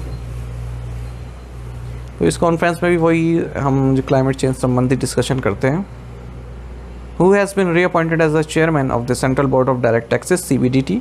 केंद्रीय प्रत्यक्ष कर बोर्ड के अध्यक्ष के रूप में किसे पुनः नियुक्त किया गया?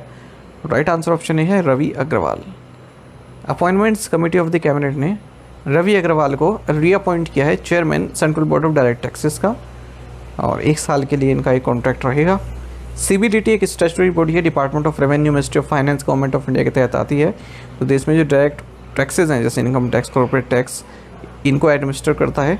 और CBDT को 1964 में बनाया गया था central board of revenue act 1963 के तहत। और इसका अपोजिट क्या होता है, central board of indirect taxes and customs, जो इनडायरेक्ट टैक्सेस को देखती है। When is the international cooperative day celebrated annually? अंतर्राष्ट्रीय सहकारिता दिवस प्रतिवर्ष कब मनाया जाता है? ऑप्शंस आपके सामने है। सही आंसर ऑप्शन सी है, फर्स्ट सैटरडे इन जुलाई। तो इंटरनेशनल कोऑपरेटिव डे ये हर साल जुलाई का जो फर्स्ट सैटरडे आता है, जो पहला शनिवार आता है, उस दिन मनाया जाता है। 1923 से ही मनाते आ रहे हैं। और इंटरनेशनल कोऑपरेटिव अलायंस इसको ऑर्गेनाइज करता है। 2025 में यानी कि इस साल 5 जुलाई को ये डे मनाया जा रहा है, इंटरनेशनल कोऑपरेटिव डे। इस साल थीम रहेगा इस डे का cooperatives driving inclusive and sustainable solutions for a better world. देखिए, सबसे पहले अगर हम कोऑपरेटिव्स की बात करें तो कोऑपरेटिव सबसे पहले अगर हम सुनने को आया तो स्कॉटलैंड से सुनने को आया 1761 में। 1844 में एक ग्रुप था 18 आर्टिसंस का, उन्होंने जो कॉटन मिल्स में कार्य करते थे इंग्लैंड में, तो उन्होंने पहला मॉडर्न कोऑपरेटिव बिजनेस स्टार्ट किया। इंटरनेशनल कोऑपरेटिव अलायंस की बात करें 1895 में इसकी स्थापना हुई थी। हेडक्वार्टर्स इसका ब्रुसेल्स बेल्जियम में है। अच्छा, 2 पॉइंट्स याद रखिएगा। एक तो त्रिभुवन दास पटेल, इन्हें father of cooperative movement in India कहते हैं। दूसरे हैं रॉबर्ट ओवेन, इन्हें father of the modern cooperative movement कहा जाता है। Which country currently holds the presidency of the UN Security Council for July 2025? वर्तमान में किस देश ने जुलाई 2025 के लिए संयुक्त राष्ट्र सुरक्षा परिषद की अध्यक्षता ग्रहण की है? राइट आंसर ऑप्शन डी है, पाकिस्तान। तो पाकिस्तान UN सिक्योरिटी काउंसिल का प्रेसिडेंट है जुलाई महीने के लिए। और जो प्रेसिडेंसी है इस सिक्योरिटी काउंसिल की, ये पाकिस्तान का जो 2 साल का टर्म है UNSC के नॉन परमानेंट मेंबर का, तो उसी का हिस्सा है। जनवरी 2025 से जो पाकिस्तान है 2 साल के लिए जो है मेंबर बना है, non permanent member United nation security council का, है ना। 5 तो परमानेंट मेंबर होते हैं और 10 होते हैं नॉन परमानेंट। तो पाकिस्तान नॉन परमानेंट मेंबर मिला था, इसे 193 में से 182 वोट्स मिले थे। What is the name of the second ship under project 17A delivered to the Indian navy? Project 17A के अंतर्गत भारतीय नौसेना को सौंपे गए दूसरे जहाज का नाम क्या है? ऑप्शन डी है राइट आंसर, उदयगिरी। तो प्रोजेक्ट 17A स्टेल्थ फ्रेगेट का सेकंड शिप है ये उदयगिरी, यार्ड 12652। इसमें state of the art weapons और सेंसर्स लगे हैं। ये नेवी को डिलीवर किया गया है। इसे Mazagon dock ship builders limited द्वारा बनाया गया है। और ये सक्सेसर है Shivalik class frigates of project 17 का, जो कि एक्टिव है अभी भी सर्विस में। और आपको बता दें, ये जो 7 प्रोजेक्ट 17A फ्रेगेट्स बन रहे हैं, ये Mazagon dock ship builders limited Mumbai और garden reach ship builders and engineers Kolkata द्वारा बनाए जा रहे हैं। विच स्टेट और UT hosted the first ever astro tourism festival in collaboration with the Indian institute of astrophysics?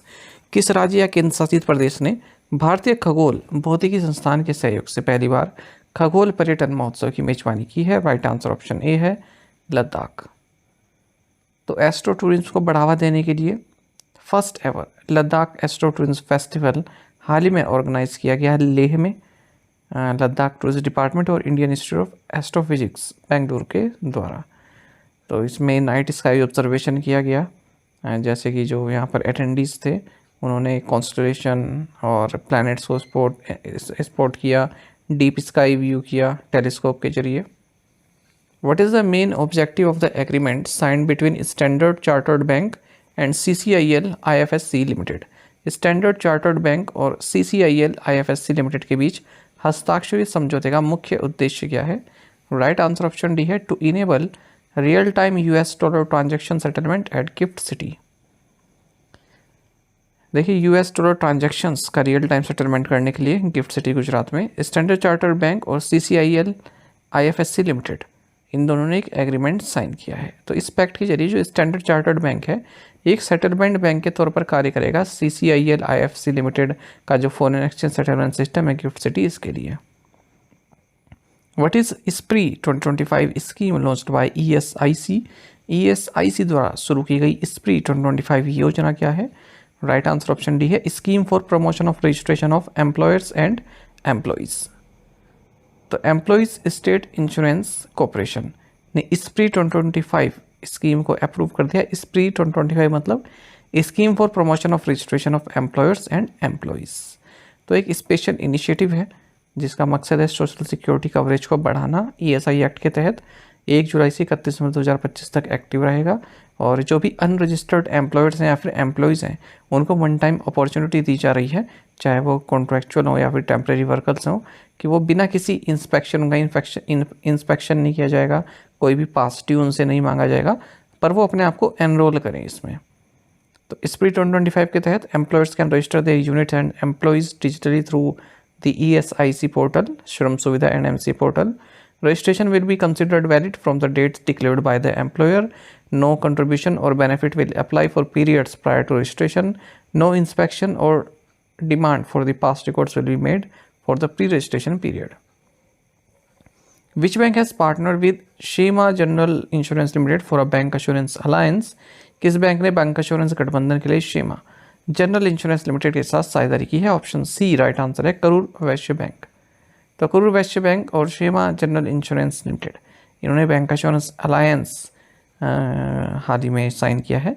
Bank assurance मैं कई बार बता चुका हूँ कि जो इंश्योरेंस कंपनी है वो किसी बैंक के साथ टाई अप करती है और बैंक को कहती है कि आप अपने कस्टमर्स को हमारे जो इंश्योरेंस प्रोडक्ट्स हैं वो ऑफ़र कीजिए, बदले में हम आपको कमीशन देंगे। तो बैंक की कमाई हो जाती है और जो जनरल इंश्योरेंस कंपनी या फिर कोई इंश्योरेंस कंपनी है उसको एक कस्टमर मिल जाते हैं। इन विच 2 cities did SBI inaugurate its global trade finance centers? SBI ने किन 2 शहरों में अपने वैश्विक व्यापार वित्त केंद्रों का उद्घाटन किया है? राइट आंसर ऑप्शन बी है, कोलकाता एंड हैदराबाद। तो स्टेट बैंक ऑफ इंडिया ने ग्लोबल ट्रेड फाइनेंस सेंटर्स इनोग्रेट किए हैं कोलकाता और हैदराबाद में। तो इसमें लगभग 800 स्किल्ड प्रोफेशनल्स जो है डिप्यूट किए गए हैं। फाइनेंशियल ट्रेड सेंटर में क्या होगा, सब कुछ कार्य जो है काफ़ी तेज़ी से चलता है। अब जैसे आप ये मानिए कि कोई कंपनी है मुंबई की, उसने जर्मनी से कोई मशीन मंगाई, अब वो मुंबई की किसी ब्रांच में गया, SBI की ब्रांच में, वहाँ पर उसने जो डॉक्यूमेंटेशन वगैरह है या फिर जो करेंसी कन्वर्जन है या फिर जो बैंक का कार्य होता है वो ख़रीदने के लिए, मशीन ख़रीदने के लिए जर्मनी से इंपोर्ट करने के लिए, तो बैंक का जो कार्य है उसके लिए गया वो, तो डॉक्यूमेंटेशन प्रोसेस काफ़ी लंबा समय लगा, 7-8 दिन उसमें ही लग गए। पर अगर जो ये ग्लोबल ट्रेड फाइनेंस सेंटर है इसमें क्या होगा, अब जो मुंबई की जिस ब्रांच में गया था वो SBI की जिस ब्रांच में, तो उन्होंने उसको फॉरवर्ड कर दिया इन फाइनेंस सेंटर में कोलकाता में, हैदराबाद में। तो यहाँ पर स्किल्ड प्रोफेशनल्स हैं, काफ़ी तेज़ी से काम होता है, डॉक्यूमेंटेशन काम एकदम तुरंत होता है, तो यहाँ पर केवल उसी दिन या फिर अगले दिन कार्य हो गया। तो ये फ़ायदा होता है यहाँ पर फाइनेंस सेंटर्स का, यहाँ पर तेज़ी से कार्य होता है क्योंकि ये स्पेसिफिकली इसी काम के लिए बनाए गए हैं। Who has recently taken charge as an executive director at SEBI? हाल ही में सेबी के कार्यकारी निदेशक के रूप में किसने कार्यभार संभाला है? राइट आंसर ऑप्शन डी है, सुनील जयवंत कदम। तो securities and exchange board of India ने बताया कि सुनील जयवंत कदम ये एग्जीक्यूटिव डायरेक्टर बनाए गए हैं। इससे पहले चीफ जनरल मैनेजर थे सेबी में। सेबी की स्थापना 12 अप्रैल 1988 को हुई थी, तब ये केवल एग्जीक्यूटिव बॉडी थी। फिर इसको स्टैट्यूटरी बॉडी बनाया गया 30 जनवरी 1992 को। हेडक्वार्टर इसका मुंबई में है। तुहिन कांता पांडे इसके करंट चेयरपर्सन है। सेबी में बोर्ड ऑफ मेंबर्स द्वारा मैनेज किया जाता है सेबी को, जिसमें एक तो चेयरमैन होता है, 2 मेंबर्स होते हैं यूनियन फाइनेंस मिनिस्ट्री से, 1 member reserve Bank of India से होता है।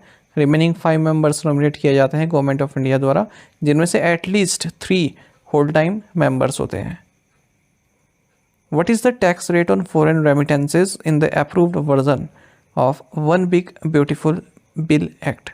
One Big Beautiful Bill Act में विदेशी धन प्रेषण पर कर की दर क्या है? राइट आंसर ऑप्शन है 1%। देखिए, यूएस हाउस ऑफ रिप्रेजेंटेटिव्स ने डोनाल्ड ट्रंप का जो one big beautiful bill act है उसको पास कर दिया। इससे पहले सीनेट द्वारा इसको पास किया जा चुका है। सीनेट जैसे हमारे यहाँ राज्यसभा होती है और यूएस हाउस ऑफ रिप्रेजेंटेटिव जैसे हमारे यहाँ लोकसभा है। तो इस जो ये one big beautiful bill act है, तो इसमें ये प्रपोजल था कि जो रेमिटेंस भेजा जाता है, यानी कि जो फॉरेन स्टूडेंट्स द्वारा अपने देश में पैसा भेजा जाता है, उस पर 3.5% का टैक्स लगाया जाएगा। लेकिन फिर जब और इसमें मॉडिफिकेशन की गई तब केवल 1% का टैक्स इसमें किया गया है। और सबसे पहले तो 5% का था, फिर 3.5% आया, फिर 1% आया। और ये सभी यूएस रेजिडेंट्स पर अप्लाई होगा जो सिटीजन्स नहीं है, चाहे वो ग्रीन कार्ड होल्डर्स हों, H1B हों, H2A वीज़ा होल्डर्स हों, इंटरनेशनल स्टूडेंट्स हों, सभी। In which Indian state was the Rajbhavan Annadhan scheme launched? किस भारतीय राज्य में राजभवन अन्नधन योजना शुरू की गई है? ऑप्शंस आपके सामने हैं। सही आंसर ऑप्शन ए है, गोवा। तो राजभवन अन्नधन स्कीम लॉन्च की गई है ओल्ड दरबार हॉल, राजभवन, गोवा में। ये स्कीम इनिशिएटिव है गोवा के गवर्नर PS श्रीधरन पिल्लई का, जहाँ पर इनकी बुक से जो रॉयल्टी प्राप्त होगी उस अमाउंट को ये नोबल कॉज के लिए देंगे। नोबल कॉज मतलब जैसे ह्यूमैनिटेरियन कॉज के लिए, कोई बीमार है उसको दे दिया, इस तरह से। राजभवन अन्नधन स्कीम को इनोग्रेट किया गया है राजेंद्र विश्वनाथ अर्लेकर द्वारा, जो कि गवर्नर है केरल के। इस मौके पर chief minister doctor Pramod Sawant भी मौजूद रहे, गोवा के चीफ मिनिस्टर हैं ये। और लगभग 40 पेशेंट्स जो कैंसर से पीड़ित हैं या फिर डायलिसिस जिनकी चल रही है, शुरुआती तौर पर इनको सहायता दी गई है। हर किसी को 25,000 रुपये की अमाउंट दी गई। Which Indian state launch the Digi Lakshmi scheme? किस भारतीय राज्य ने डिजी लक्ष्मी योजना शुरू की है? ऑप्शंस आपके सामने हैं। सही answer option D, Andhra Pradesh. The government of Andhra Pradesh ने डिजी लक्ष्मी स्कीम लॉन्च की है ताकि जो अर्बन पुअर वीमेन हैं उनको डिजिटल स्किल्स दिए जा सकें। इसी के लिए 9034 कॉमन सर्विस सेंटर्स को इस्टेब्लिश किया जा रहा है, जितनी भी अर्बन लोकल बॉडीज़ हैं स्टेट्स में, सब जगह इनको भी कॉमन सर्विस सेंटर्स को मैनेज किया जाएगा, जो भी सेल्फ हेल्प ग्रुप महिलाएं हैं। और as part of the government's one family one entrepreneur vision aimed at transitioning self help groups into small and medium enterprises. तो जो सेल्फ हेल्प ग्रुप्स हैं उनको एक तरह का स्मॉल एंड मीडियम एंटरप्राइजेस बनाने की ओर जोर है। Where was the world's first silicon free computer build? विश्व का पहला सिलिकॉन मुक्त कंप्यूटर कहाँ बनाया गया? ऑप्शंस आपके सामने हैं। सही आंसर ऑप्शन डी है, the Pennsylvania state university. Researchers ने कंप्यूटर को बनाया है बिना सिलिकॉन को यूज़ किए। तो नैनो फैब्रिकेशन यूनिट है पेंसिल्वेनिया स्टेट यूनिवर्सिटी US में। यहाँ पर रिसर्च टीम ने सक्सेसफुल वर्किंग दिखाई है वर्ल्ड के फर्स्ट CMOS कंप्यूटर की, जो कि 2 डायमेंशनल मटेरियल्स को बनाकर बना है, जो कि पेपर थिन है और नैनो लेवल पर कार्य करता है। CMOS का मतलब होता है कम्प्लीमेंट्री मेटल ऑक्साइड सेमीकंडक्टर। इसको इलेक्ट्रॉनिक सर्किट्स हैं उनको डिज़ाइन करने में यूज़ होता है। इसको लो पावर कंज्यूम करता है ये। Which organization has developed India's first indigenous photonic radar? किस संगठन ने भारत का पहला स्वदेशी फोटोनिक रेडार विकसित किया? राइट आंसर ऑप्शन सी है, DRDO। Defence research and development organisation ने इंडिया का फर्स्ट इंडिजीनियस फोटोनिक रेडार विकसित किया है और लाइट बेस्ड टेक्नोलॉजी को यूज़ करता है सिग्नल भेजने के लिए, जनरेट करने के लिए, प्रोसेस करने के लिए। वरना रेडार सिस्टम में क्या रेडियो फ्रीक्वेंसी सिग्नल्स यूज़ होते हैं, लेकिन इस फोटोनिक रेडार में लाइट वेव्स को यूज़ किया जा रहा है, खास करके इंफ्रारेड और ऑप्टिकल स्पेक्ट्रम को, ताकि सिग्नल्स को जनरेट किया जा सके, ट्रांसमिट किया जा सके और प्रोसेस किया जा सके। इस वजह से जो ये फोटोनिक कंपोनेंट जो इसमें है, इसके कारण ये स्मॉलर है, लाइटर सिस्टम है और आसानी से एयरक्राफ्ट, ग्राउंड व्हीकल्स में फिट किया जा सकता है। Which Bengaluru-based startup has signed an MOU with Dhruv Space to offer Earth observation as a service? Bengaluru स्थित किस स्टार्टअप ने पृथ्वी अवलोकन एज अ सर्विस की पेशकश के लिए ध्रुव स्पेस के साथ समझौता ज्ञापन पर हस्ताक्षर किए हैं? राइट आंसर ऑप्शन सी है, सेट श्योर। तो Bengaluru based earth observation startup है सेट श्योर। इसने मेमोरेंडम ऑफ अंडरस्टैंडिंग साइन किया है हैदराबाद हेडक्वार्टर्ड ध्रुव स्पेस के साथ, ताकि earth observation as a service solutions पर कार्य किया जा सके। देखिए, ध्रुव स्पेस आप सभी जानते हैं सैटेलाइट बनाने में माहिर है, ठीक है। और सेट श्योर क्या करता है, जो हमने अर्थ को ऑब्जर्व किया है, जो अर्थ का डेटा है, उस डेटा को अच्छे से प्रोसेस कर सकता है। अच्छा, earth observation as a solution का क्या मतलब है? जैसे हमने स्पेस से अर्थ को देखा, कई तरह के हमने ऑब्जर्व किए, जैसे किसी फार्म लैंड को हमने देख लिया, किसी बिल्डिंग को हमने देखा, तो वहाँ से कुछ डेटा निकल के आया। अब वो डेटा किसी कंपनी के भी काम आ सकता है, गवर्नमेंट के भी काम आ सकता है, किसी बिजनेस में काम आ सकता है, फिर उसको बेचते हैं, ठीक है। मतलब उस डेटा को कार्य कर सकते हैं आप एक तरह से एज अ सर्विस। आप किसी कंपनी को, किसी कॉर्पोरेट को सर्विस प्रोवाइड करा रहे हैं। तो ध्रुव स्पेस सैटेलाइट बनाएगा और जो सेट श्योर है, ये जो ऑब्जर्वेशन की गई है, ठीक है, जो डेटा लिया गया है उसको कलेक्ट करेगा और उसको प्रोसेस करेगा अच्छे से, ताकि ये एज अ सर्विस कार्य किया जा सके कहीं पर। किसी कंपनी के काम आ सके। Which bank launch the Indie for business platform, किस बैंक ने Indie for business platform launch किया? राइट आंसर ऑप्शन डी है इंडसइंड बैंक। तो इंडसइंड बैंक ने Indie for business platform introduce किया है एमएसएमईज़ के लिए। और ये जो डिजिटल प्लेटफॉर्म है ये सभी बैंकिंग सर्विसेज जैसे कि पेमेंट्स, लोन्स, कलेक्शंस, ठीक है, सब कुछ एक ही जगह प्रोवाइड कराता है। खास करके micro, small and medium enterprises अपने फाइनेंसेस यहाँ पर अच्छे से मैनेज कर सकते हैं। 360 डिग्री व्यू प्रोवाइड कराता है, जितने भी बिजनेस अकाउंट्स हैं रियल टाइम ट्रैक कर सकते हैं अपने लोन बैलेंस को, EMIs को, जो भी ड्यू डेट्स हैं, digital self onboarding. What is the name of the Indian company that became the first to design and manufacture enterprise grade SSDs? उस भारतीय कंपनी का नाम क्या है जो एंटरप्राइज ग्रेड SSDs को डिज़ाइन और निर्माण करने वाली पहली कंपनी बन गई है? राइट आंसर ऑप्शन डी है मीफी सेमीकंडक्टर्स प्राइवेट लिमिटेड।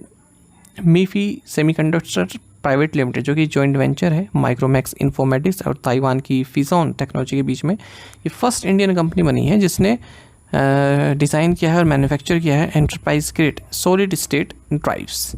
जो सॉलिड स्टेट ड्राइव है एक तरह के सॉलिड स्टेट स्टोरेज डिवाइसेस होते हैं, इंटीग्रेट सर्किट्स को यूज़ किया जाता है यहाँ पर डेटा को स्टोर करने के लिए। जैसे ट्रेडिशनल हार्ड डिस्क ड्राइव्स होते हैं ना, तो उनमें क्या होता है, मूविंग पार्ट्स होते हैं, लेकिन SSDs में मूविंग पार्ट्स नहीं होते हैं। इसी वजह से ये जो डेटा है उसको काफ़ी फास्ट तरीके से डिलीवर कर पाता है। Which company announced a strategic partnership with Coastal Mechanics to explore India's 20,000 crore defense MRO market? किस कंपनी ने भारत के 20,000 करोड़ रुपए के रक्षा MRO क्षेत्र में कार्य करने के लिए कोस्टल मैकेनिक्स इंक के साथ रणनीतिक साझेदारी की घोषणा की है? ऑप्शंस आपके सामने हैं। सही आंसर ऑप्शन डी है Reliance defence limited. Reliance defence limited इसने कोस्टल मैकेनिक्स के साथ पार्टनरशिप की है जो कि एक US department of defence authorised contractor है, जिसके जरिए भारत का जो 20,000 करोड़ का डिफेंस मार्केट है वहाँ पर मेंटेनेंस, रिपेयर एंड ओवरहॉल की सर्विस ये प्रोवाइड कराएंगे। ठीक है, और ये दोनों ही मिलकर एक जॉइंट वेंचर भी सेटअप करेंगे मिहान यानी कि multi modal international cargo hub and airport Nagpur Maharashtra में। और ये डोमेस्टिक एंड एक्सपोर्ट मार्केट को अपनी सर्विस प्रोवाइड कराएगा, जैसे जो air and land defence platform होते हैं ना, तो उनकी मेंटेनेंस, रिपेयर, ओवरऑल ये सब सर्विस प्रोवाइड कराएंगे। Which international financial institution has invested 1,301 crore rupees in Aditya Birla Capital Limited for green infrastructure?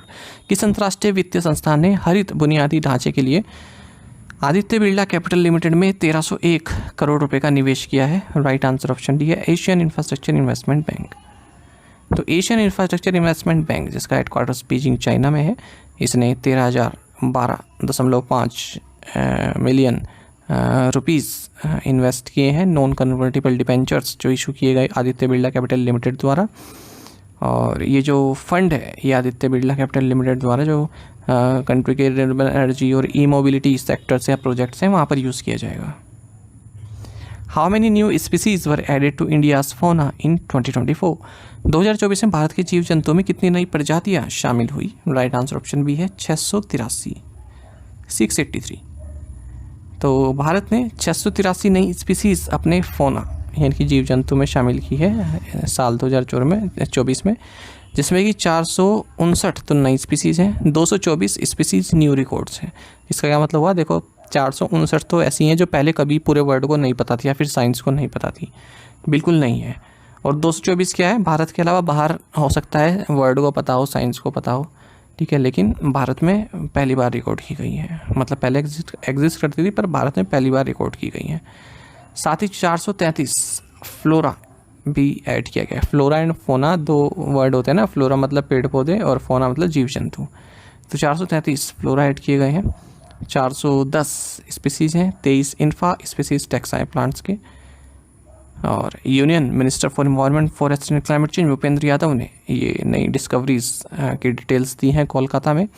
Maximum number of new discoveries जो फोना की हैं ये केरल से रिकॉर्ड की गई हैं 101 स्पीसीज़, उसके बाद कर्नाटक और फिर तमिलनाडु। इसी तरह से अगर हम प्लांट डिस्कवरीज की बात करें तो highest number of flora discover किए गए हैं केरल से, फिर महाराष्ट्र, फिर उत्तराखंड से। अब तक Uttarakhand 56,170 species of plants document कर चुका है। Who was conferred with the Order of the Republic of Trinidad and Tobago, the country's highest civilian honor? The order of the Republic of Trinidad and Tobago से किसे सम्मानित किया गया है? Right answer option B है नरेंद्र मोदी। तो prime minister Narendra Modi को the order of the Republic of Trinidad and Tobago सम्मानित किया गया है, जो कि त्रिनिदाद एंड टोबैगो देश का हाईएस्ट सिविलियन ऑनर है और ये 25th इंटरनेशनल ऑनर है, 25वां अंतर्राष्ट्रीय सम्मान है जो Indian prime minister Narendra Modi को किसी देश द्वारा दिया गया है। आपको बता दें जो त्रिनिदाद एंड टोबैगो है ये पहला देश ही बना है कैरेबियन एरिया में जिसने यूपीआई को अडॉप्ट किया है। और जो Trinidad and Tobago prime minister हैं कमला प्रसाद बिसेसर, इन्हें प्राइम मिनिस्टर नरेंद्र मोदी ने राम मंदिर जो अयोध्या में उसका रेप्लिका भी प्रेजेंट किया है। साथ ही जो होली वाटर है, पवित्र जल है सरयू रिवर का और महाकुंभ का जो प्रयागराज में हुआ वो भी यहाँ पर दिया गया है।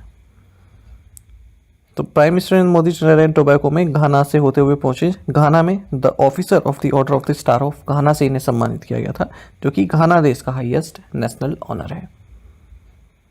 Who became the first women fighter pilot of the Indian navy? भारतीय नौसेना की पहली महिला लड़ाकू पायलट कौन बनी? ऑप्शंस आपके सामने हैं। सही आंसर ऑप्शन ए है आस्था पूनिया। सब लेफ्टिनेंट आस्था पूनिया जो कि मेरठ उत्तर प्रदेश की रहने वाली है, ये पहली महिला बनी है जिन्हें इंडियन नेवी में फाइटर पायलट के तौर पर ट्रेन किया गया है या किया जाएगा। तो जो इंडिया है वो मिलिट्री पायलट्स को हॉक 132 एडवांस जेट ट्रेनर में ट्रेन करती है। इंडियन नेवी के पास 2 एयरक्राफ्ट कैरियर्स हैं, INS विक्रांत और INS विक्रमादित्य, और जो मिग 29 के ये नवल वर्जन है मिग 29 फाइटर जेट का जो कि इंडियन एयरफोर्स में कार्य कर रहा है। अच्छा, सब लेफ्टिनेंट आस्था पूनिया और लेफ्टिनेंट अतुल कुमार धुल, इन दोनों को ही विंग्स ऑफ गोल्ड से सम्मानित किया गया है। इनकी जो ट्रांजिशनल फाइटर ट्रेनिंग है वो पूरी हो चुकी है और इन्हें सम्मान दिया गया है INS तेगा विशाखापट्टनम में। Who won the rapid title at the Grand Chess Tour 2025 Rapid and Blitz Tournament in Zagreb?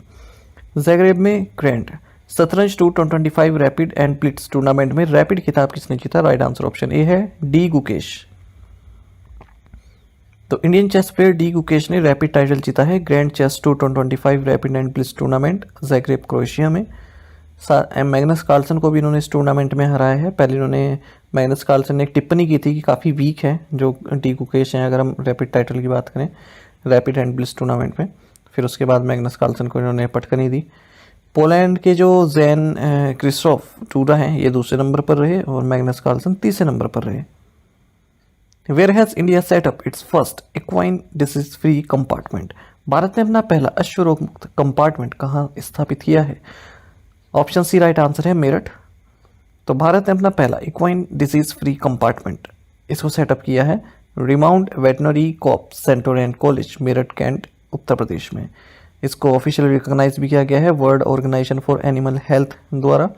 और अब जो इंडियन स्पोर्ट हॉर्सेस हैं वो इंटरनेशनली पार्टिसिपेट कर सकते हैं जो इंटरनेशनल इवेंट्स होते हैं। Facility has been certified free from major equine disease such as equine infectious anaemia, equine influenza और equine pyroplasmosis, cranberries and sura. Which country became the first to formally recognize the Taliban government in Afghanistan? Afghanistan में तालिबान सरकार को औपचारिक रूप से मान्यता देने वाला पहला देश कौन सा है? राइट आंसर ऑप्शन सी है रशिया। तो रशिया पहला देश बना है जिसने फॉर्मली तालिबान की जो गवर्नमेंट है अफगानिस्तान में उसे रिकॉग्नाइज किया है, एक्सेप्ट किया है। तालिबान ने 2021 में पावर प्राप्त की थी अफगानिस्तान में और अब मॉस्को जब कहते हैं यानी कि जो सीट है वहाँ की गवर्नमेंट की, ठीक है। तो अब रशिया ने जो अपने आउटलोड ऑर्गेनाइजेशन है उनकी लिस्ट से इसे अब हटा दिया है, यानी कि इसे अब एक्सेप्ट कर लिया है। 2021 में तालिबान आई थी जब इन्होंने 2001 से 2021 तक वॉर चला वहाँ की सरकार के साथ। वहाँ से जैसे ही अमेरिकन सेना गई और इन्होंने कब्जा कर लिया। काबुल यहाँ की कैपिटल है, लार्जेस्ट सिटी भी काबुल ही है। In which Indian state was the Jan Suraksha संतृप्ति अभियान लॉन्च? जन सुरक्षा संतृप्ति अभियान किस भारतीय राज्य में शुरू किया गया है? राइट आंसर ऑप्शन ए है गुजरात। तो गुजरात के चीफ मिनिस्टर हैं भूपेंद्र पटेल। इन्होंने जन सुरक्षा संतृप्ति अभियान लॉन्च किया है गांधीनगर में और 1 से 30 जुलाई तक ये चलने वाला है कैंपेन। और इसका मकसद है जो भी एलिजिबल सिटीजन्स हैं जिन्हें अभी भी कोई भी बेनिफिट नहीं मिला है गवर्नमेंट वेलफेयर स्कीम का, तो उसकी सूचना इन्हें दी जाएगी उन लोगों को और वहाँ तक जो बेनिफिट है वो प्रोवाइड किया जाएगा। विच Indian state launch the CM प्रतिज्ञा स्कीम, किस भारतीय राज्य ने मुख्यमंत्री प्रतिज्ञा योजना शुरू की है? राइट आंसर ऑप्शन ए है बिहार। बिहार के चीफ मिनिस्टर हैं नीतीश कुमार। इन्होंने एक नया इनिशिएटिव लॉन्च किया है ताकि यूथ का स्किल डेवलपमेंट हो सके, इंटर्नशिप मिल सके और कैरियर अपॉर्चुनिटीज उन्हें मिल सके। इस स्कीम का टाइटल है सीएम प्रतिज्ञा, यानी कि chief minister promotion of readiness, awareness and technical insights for guiding youth advancement. इस स्कीम में मंथली फाइनेंशियल सपोर्ट भी दिया जा रहा है जो यूथ्स हैं, जो स्किल डेवलपमेंट ट्रेनिंग कर रहे हैं, इंटर्नशिप कर रहे हैं, जैसे 2-4 हज़ार रुपये पर मंथ दिए जा रहे हैं उन यूथ को जिन्होंने पारी पास कर लिया और स्किल ट्रेनिंग ले रहे हैं। 5,000 दी जा रही है जो ITI या फिर डिप्लोमा होल्डर्स हैं और ट्रेनिंग कर रहे हैं, स्किल डेवलपमेंट ट्रेनिंग। 6,000 उन्हें दिए जा रहे हैं जो ग्रेजुएट और पोस्ट ग्रेजुएट यूथ्स हैं और इंटर्नशिप कर रहे हैं। Which municipal corporation launch the digital house address project, किस नगर निगम ने डिजिटल हाउस एड्रेस परियोजना शुरू की है? राइट आंसर ऑप्शन बी है इंदौर म्यूनिसिपल कॉर्पोरेशन। तो इंदौर म्यूनिसिपल कॉर्पोरेशन मध्य प्रदेश, इसने digital house address project launch किया है और ये फर्स्ट इस तरह का इनिशिएटिव है हमारे देश में। तो यहाँ पर क्या होगा, स्पेशल डिजिटल प्लेट्स जिसमें यूनिक एक QR कोड्स भी रहेंगे, वो हर घर के आगे लगा दिए जाएंगे। इस QR कोड को अपने मोबाइल फ़ोन से स्कैन करने के बाद जो GPS बेस्ड डिजिटल एड्रेस है वो किसी भी घर का प्राप्त किया जा सकता है। Where was the first national level conference of chairpersons of urban local bodies held? शहरी स्थानीय निकायों के अध्यक्षों का पहला राष्ट्रीय स्तर का सम्मेलन कहाँ आयोजित किया गया? राइट आंसर ऑप्शन ए है मानेसर। लोकसभा स्पीकर ओम बिरला ने पहला national level conference of chairpersons of urban local bodies in the state and union territories, इसको इनोग्रेट किया है मानेसर हरियाणा में, international centre for automotive technology में। थीम रहा इस 2 दिन की कॉन्फ्रेंस का role of urban local bodies in strengthening constitutional democracy and nation building. Which country recently launched a climate resilient wheat initiative in collaboration with India? हाल ही में किस देश ने भारत के सहयोग से क्लाइमेट रेजिलिएंट गेहूं पहल शुरू की है? राइट आंसर ऑप्शन बी है घाना।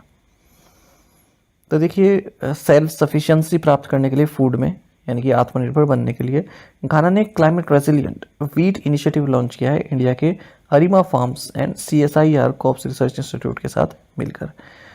देखिए, जो वीट इंपोर्ट करता है घाना काफ़ी करता है, $400 मिलियन US तक का इंपोर्ट करता है वीट। तो घाना चाहता है कि उन्नत क्वालिटी के जो है फसल यहाँ पर लगाई जाए, अच्छे पेस्टिसाइड्स हों, ठीक है, फर्टिलाइजर्स हों, और उनको यूज़ करके जो वीट है उसका प्रोडक्शन अच्छा हो और फसल ख़राब कम हो, और किस तरह का क्लाइमेट उन्हें प्रोवाइड किया जाए, क्या सूटेबल क्लाइमेट है जहाँ पर जिस रीजन में ज़्यादा से ज़्यादा इसकी उपज हम प्राप्त कर सकते हैं। तो सेल्फ सफिशिएंट ये बनना चाहते हैं। The statue of Shrimant Bajirao Peshwa one was unveiled by union minister Amit Shah in which city?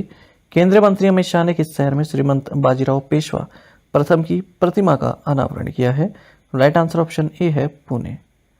तो union home minister and minister of cooperation Amit Shah ने श्रीमंत बाजीराव पेशवा वन का स्टैचू का अनावरण किया है पुणे महाराष्ट्र में।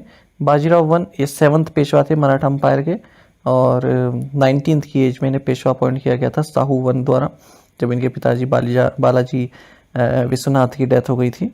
और मराठास को सुप्रीम पावर बनाने का श्रेय भी इनको जाता है।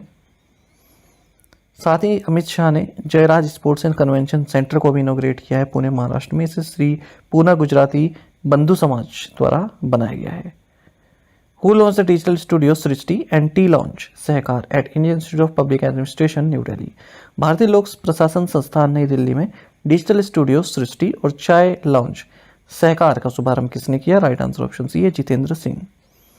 तो union minister of state independent charge for science and technology earth sciences MOSPMO personnel public grievances pension atomic energy and space, ये सभी डिपार्टमेंट के पास हैं। डॉक्टर जितेंद्र सिंह इनका नाम है। इन्होंने डिजिटल स्टूडियो सृष्टि और एक नया नया ही बना हुआ टी लॉन्च सहकार लॉन्च किया है Indian institute of public administration new Delhi में। तो इसे ministry of personnel public grievances and pension द्वारा बनाया गया है। जो सृष्टि है इसका क्या मकसद है? जो डिजिटल कंटेंट क्रिएशन है उसको इन्हेंस करना। ये डिजिटल स्टूडियो है एक Srishti. Which airlines board of directors appointed Amitabh Kant as a director? किस एयरलाइन के निदेशक मंडल ने अमिताभ कांत को निदेशक नियुक्त किया है? राइट आंसर ऑप्शन बी है इंडिगो। तो इंडिगो ने अनाउंस किया कि जो इसके बोर्ड ऑफ डायरेक्टर्स हैं उन्होंने farmer NITI Aayog CEO and G20 Sherpa Amit Shah की जो अपॉइंटमेंट है एज अ डायरेक्टर कंपनी के बोर्ड में अप्रूव कर दी है। फेयरफैक्स फाइनेंशियल होल्डिंग्स ने भी मिस्टर कांत को सीनियर एडवाइज़र नियुक्त किया हुआ है। मिस्टर कांत के बारे में आप जानते होंगे, भारत के G20 शेरपा के तौर पर इन्होंने अभी स्टेप डाउन किया है 16 जून को। 3 साल तक ये G20 शेरपा थे और नीति आयोग के CEO भी रह चुके हैं। G20 शेरपा मतलब जब G20 मीटिंग होती है तो उसके क्या क्या उसकी पूरी तैयारियाँ G20 शेरपा द्वारा की जाती है किसी भी देश के, है ना। तो शेरपा लेवल पर बातें होती है कि किस किस टॉपिक पर हमें इस डिस्कशन में बात करेंगे, जो लीडर्स आएंगे, क्या क्या अरेंजमेंट रहेगा, ये सब। Which company recently acquired AAM India manufacturing private limited. हाल में किस कंपनी ने AAM India manufacturing private limited का अधिग्रहण किया है? राइट आंसर ऑप्शन सी है, भारत फोर्ज लिमिटेड। तो भारत फोर्ज लिमिटेड ने AAM India manufacturing private limited को एक्वायर कर लिया है। 746.46 करोड़ रुपए की डील रही है। Sri Lanka is the third South Asian country to allow Starlink, which two countries allowed it earlier. Sri Lanka Starlink को अनुमति देने वाला तीसरा दक्षिण एशियाई देश है। इससे पहले किन 2 देशों ने इसे अनुमति दी थी? राइट आंसर ऑप्शन डी है, Bhutan and Bangladesh.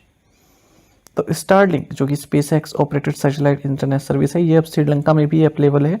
South Asia में तीसरा देश है जहाँ पर स्टारलिंक अवेलेबल है। इससे पहले भूटान और बांग्लादेश में भी अवेलेबल है। स्टारलिंक को अगर हम भारत की बात करें तो global mobile personal communication by satellite GMPCS authorisation प्राप्त हो चुका है भारत में लास्ट मंथ। ठीक है, हालांकि इसे भी ऑर्बिटल स्लॉट असाइनमेंट नहीं दिया गया है इन स्पेस द्वारा।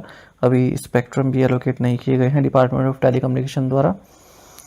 स्पेस एक्स ने जो स्टारलिंक सैटेलाइट्स इसको 2019 में लॉन्च किया था। तो एक पूरा कॉन्स्टलेशन है जिसमें लगभग 7600 स्मॉल सैटेलाइट्स हैं, लो अर्थ ऑर्बिट्स में होती हैं ये प्लेस्ड, और नेट आपको प्रोवाइड कराती है ऐसे रीजन में जहाँ पर इंटरनेट नहीं है।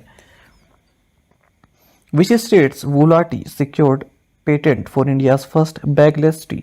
किस राज्य की वूला चाय ने भारत की पहली बैगलेस चाय के लिए पेटेंट हासिल किया है? ऑप्शंस आपके सामने है, सही आंसर ऑप्शन बी है, आसाम। तो आसाम की जो है बैगलेस टी ब्रांड है वूला टी, इसे 20 साल का पेटेंट प्राप्त हुआ है। इसके innovative compress true whole leaf tea dips and method thereof, जो इसका पेटेंट नेम है ये है, पूरा जो कोमास में है ना, इसका पेटेंट नेम है। तो जैसे हम ऐसे पूरा पैकेट डुबाते हैं ना चाय में, पैकेट डुबाते हैं जो वैसे बनाते हैं ना, जैसे पैकेट वाली चाय आती है, तो पैकेट ना होके डायरेक्ट इस तरह की पत्तियां हैं बंधी हुई है ना, एक धागे से बंधी हुई है, और बस इन पत्तियों को डालना है और चाय आपकी बन जाएगी। तो बैग नहीं है, केवल ये पत्तियां हैं जो लीव्स हैं। उपमन्यु बोरकोतोकी और अंशुमन बराली आसाम से हैं, ये फाउंडर हैं इसके वूला टी के।